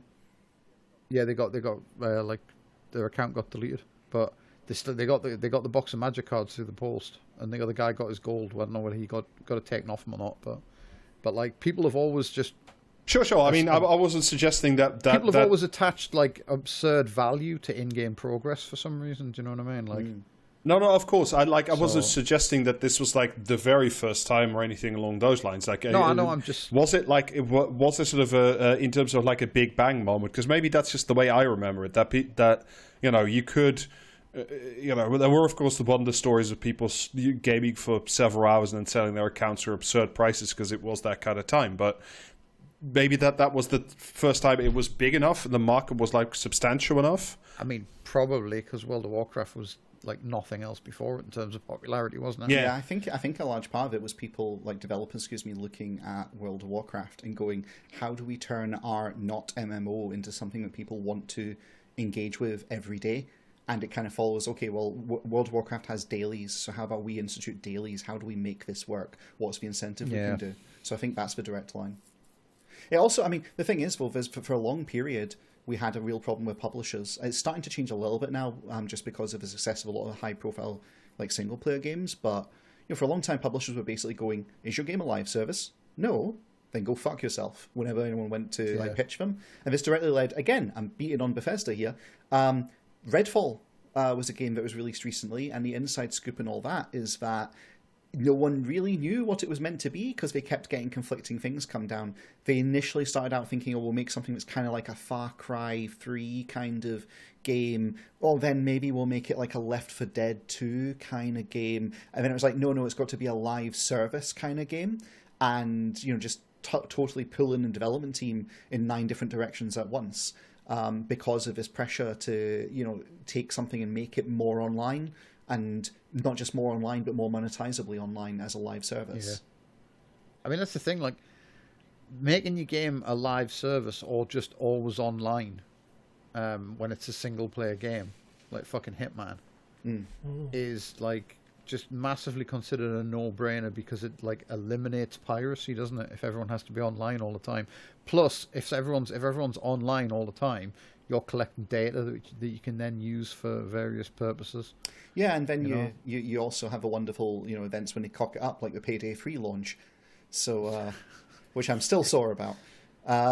So yeah, like, I mean, the thing is that happened with like Hitman 3 as well. Oh, did it? Just like the Hitman 1 into Hitman 2, it was like all the levels from Hitman 1 can be imported into Hitman 2, but your progress can't. Okay. That sucks. But that was fine. Yeah. That was fine because like they added like new mechanics to the game and like added a bunch of stuff that like mirrors didn't actually do anything in Hitman 1. But in Hitman 2, like the AI could spot you, the NPCs could spot you in a mirror if you ran up behind them. Ooh. And like they added like foliage you could hide in and a bunch of other things. So playing through the levels was like fine because you got new mechanics. They played a little bit differently.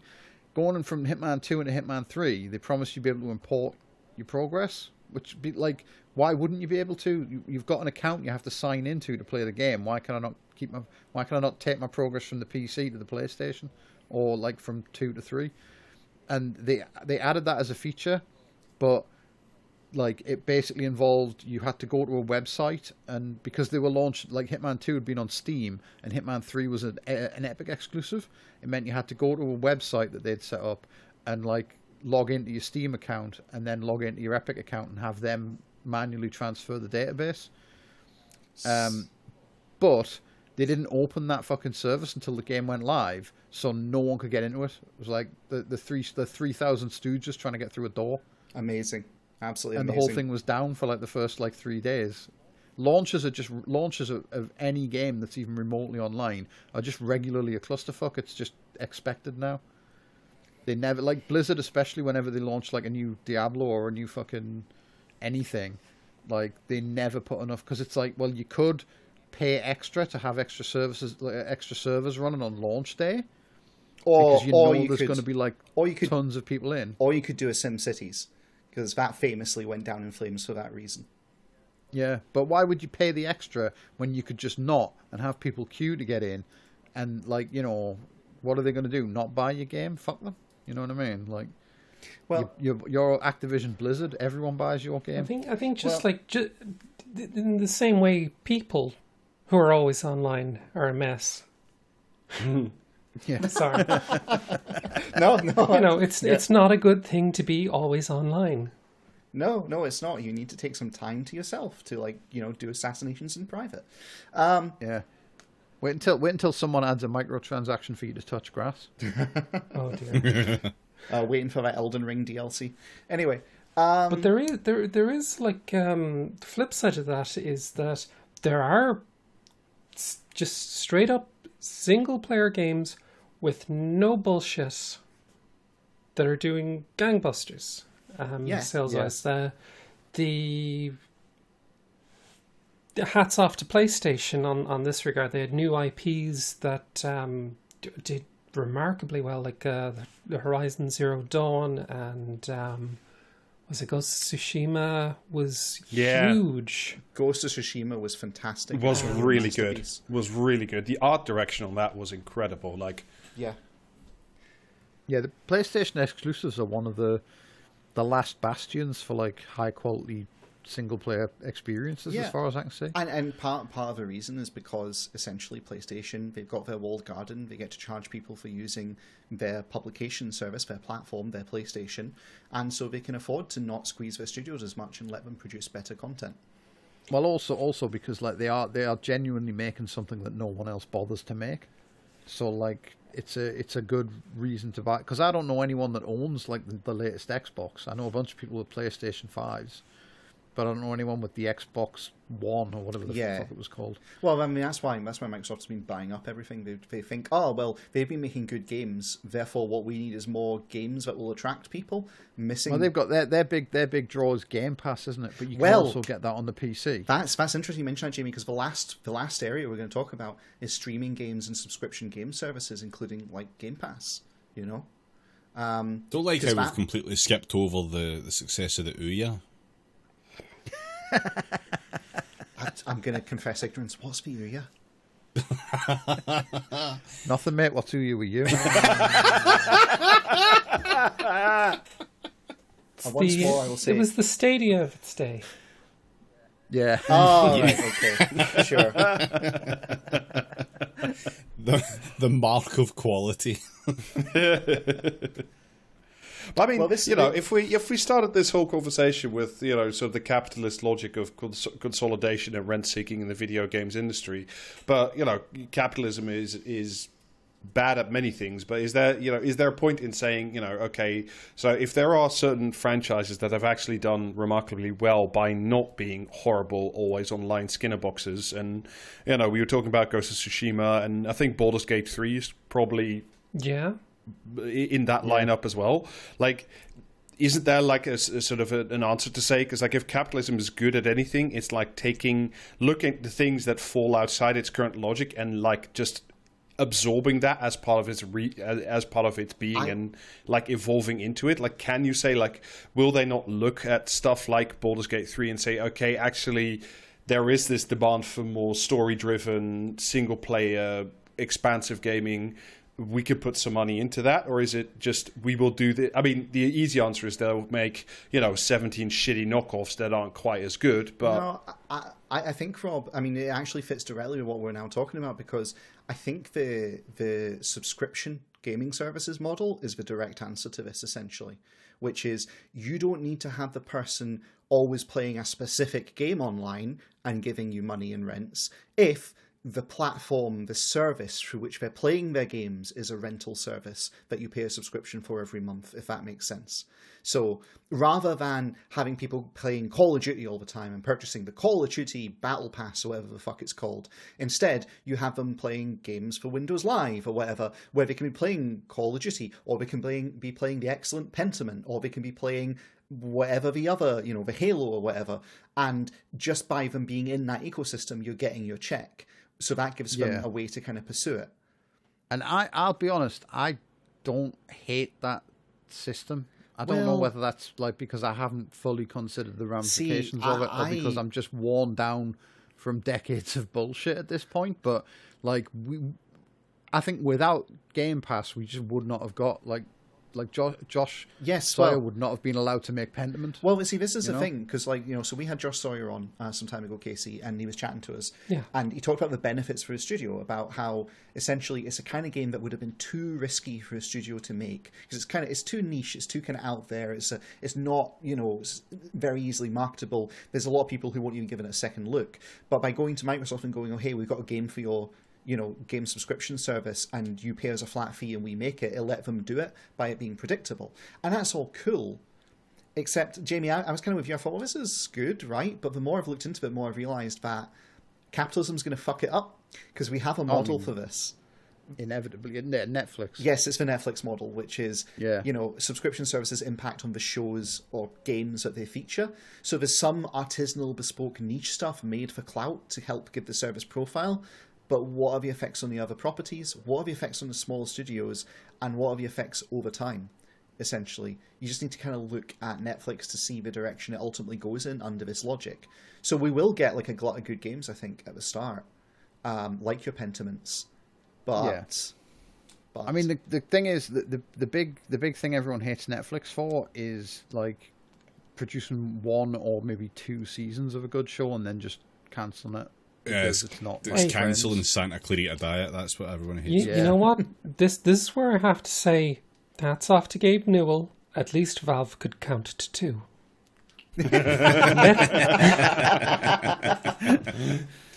The other thing is about how it morphs the games industry, because I did a lot of Casey mentioned this in passing, and I was like, I really should know more about this. There's a real problem in that. First before all these subscription services are going to be purely additive. They're just going to add existing ways for people to get value, but new ways for people to pay for a game. But they don't. Instead, it's turning out that they're subtractive of existing business, and they depress sales outside of the platform, which means that small studios that make a big breakthrough hit, they're just not going to get big breakthrough returns off of it. They're going to get their fixed small studio fee that they previously negotiated with Microsoft, etc. And so it essentially means they're more at the mercy of the publisher. So it's not the best. No. I like to look at Spotify, for example, where you have a lot of artists saying, "Look, we don't see cents from thousands of streams." And I think that's the ideal model, is that the platform holder will, Spotify or Netflix or Game Pass, whatever, in whatever example, people will pay for the service, but that the platform holder aren't going to really be too bothered about paying out to the developers or the smaller publishers, and it's they might not release their streaming numbers. That's what something like Netflix have been doing. They're not releasing the viewer numbers to the creatives, and reminds me of another story recently about how Aaron Paul of Breaking Bad fame said recently he never saw a cent from streaming on Netflix. Fucking hell. Yeah. You know, the ideal system for some kind of platform holder like that is to charge for something and never pay out. And that's I mean, that's what they're. That's one of the things they're Yeah. fighting for in The actor strike is specifically about that. Yeah. So I'm gonna drive us towards a conclusion at this point because we've been going on for quite a while, and I think it's worth kind of asking a question, which is there a solution to this, and what are our final thoughts? And I think there's three things we can put down. Violence. There's okay, 4 things we can Communism. put down. Yeah, that's part of violence. Anyway, haven't you heard? And you know that's what the Conservatives are talking about this week. Anyway, so people would say, "Oh, what about consumer-led boycotts?" Which just don't work. Like trying to organize consumer choice around this only works. Remember that classic image of the fucking Modern Steam Warfare, group for like wasn't it? no Modern Warfare, like bring back private servers or whatever it was, and like they were going to boycott it, and like 3/4 of the people in the group are actually playing the game they were boycotting. Yeah. And it's just, it doesn't work. Beyond a very small scale, you can't get boycotts to have an influence because you can only wrangle a small group of people comparatively. Yeah. And then there's really 2 other options. One is antitrust. And for anyone who doesn't know, antitrust is when the government steps in to stop too many mergers and keep publishers competing with each other by keeping them small to maintain Well, it's the good overall that, health you of the know, market. what's the latest giant mega fucking merger again that got waved through in the end? It was Microsoft, Activision, Blizzard. Yeah, Microsoft, Yep. Activision, Blizzard. Yeah. No, the courts are really on the ball on that one. Activision Blizzard King. Just to jump in and clarify, it's Activision Blizzard King because King is the mobile division of ABK.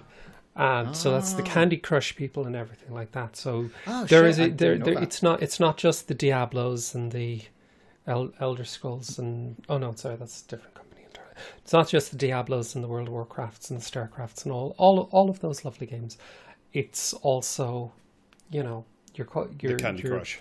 The Candy Crushes and the like. It's a plays. huge mobile division that Microsoft is buying there.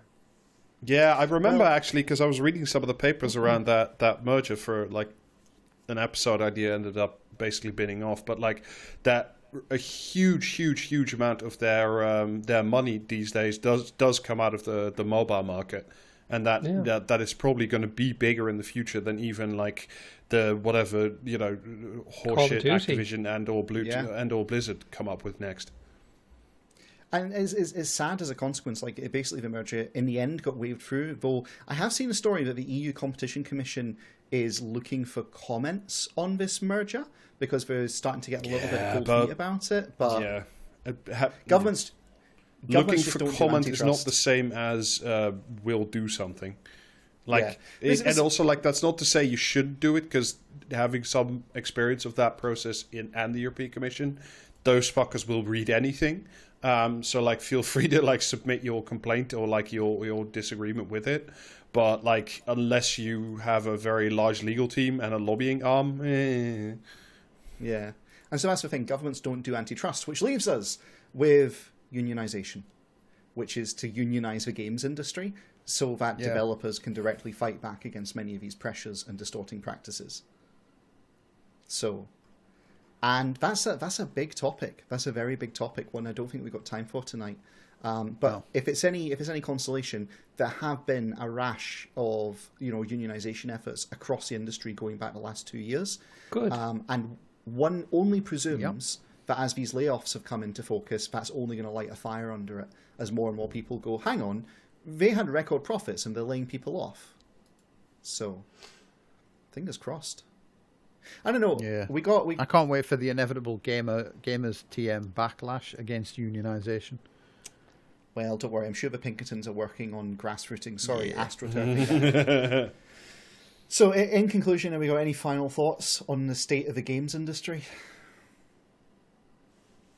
It's bad. Yeah, it's bad. It's capitalism, and therefore it is bad. that about sums it up, I think. Like, Yeah, fair enough. I think we've been at this long enough. Listen, Casey, thank you so much for joining us tonight. Where can people find you if they want to see more of your stuff? Twitch.tv/CaseyExplosion is a good place to find me. I stream, generally speaking, Tuesday, Wednesday, Thursday, and Sunday. Awesome. Well, I can recommend it. The Liza P stream has been a good stream. Incredibly entertaining. Thank you. And I also have a Steam curator page, also just CaseyExplosion. Nice. I didn't know that, actually. I'm going to follow you there. Oh, it's very good. It's where I put all the games that I recommend. The good games on there, and I should know because I put them there. Because you recommend them. Nice. Yeah. So that's a funny thing because there's the whole curator system on Steam is actually it's a weird little topic that I'd love to get into sometime. But it's actually quite good because if you follow a curator, their recommendations will start to show up on the Steam homepage. So there's quite a degree of, you can as a user, by following certain curators that you trust, that you like, you can kind of tweak your own experience of what your Steam homepage will be. So you'll get recommendations. So for example, there is a curator that I would follow, like there's a Jeff Gertzman has a curator page, so it'll show up games that he would recommend. It's actually a very useful, quite powerful system. And a good way to get exposure to things you otherwise would never see. Yeah. Because they're not paying Valve to promote them. So. No, and the other, but there is a flip side of that, is that Valve don't give a shit about it and have not updated the system in a while. And there's been a lot of really shitty curators that are just like spammy memes. Yeah. Yeah. But yeah, it's been a pleasure. Thank you. Yeah, no, it's been great, Casey. Thanks so much for coming on. Yeah, no, I had a whale of a time. Boom, boom. Because, Wales gaming. Anyway, I'm very tired. Let's end the episode. Yeah, that's our cue to cut. Yeah. All right. You can, if you're a listener and you want to support us, you can find us on patreon.com/praxiscast. You can also buy our merch at praxiscast.tmail.com. And you can catch us on Twitch alongside Casey. Not at the same time, but we stream on Wednesdays and Thursdays. So, that's twitch.tv/praxiscast. And I think that's it. So, bye for now. Yeah. Yep. Cheerio, Yep. folks. See ya. See ya. Bye.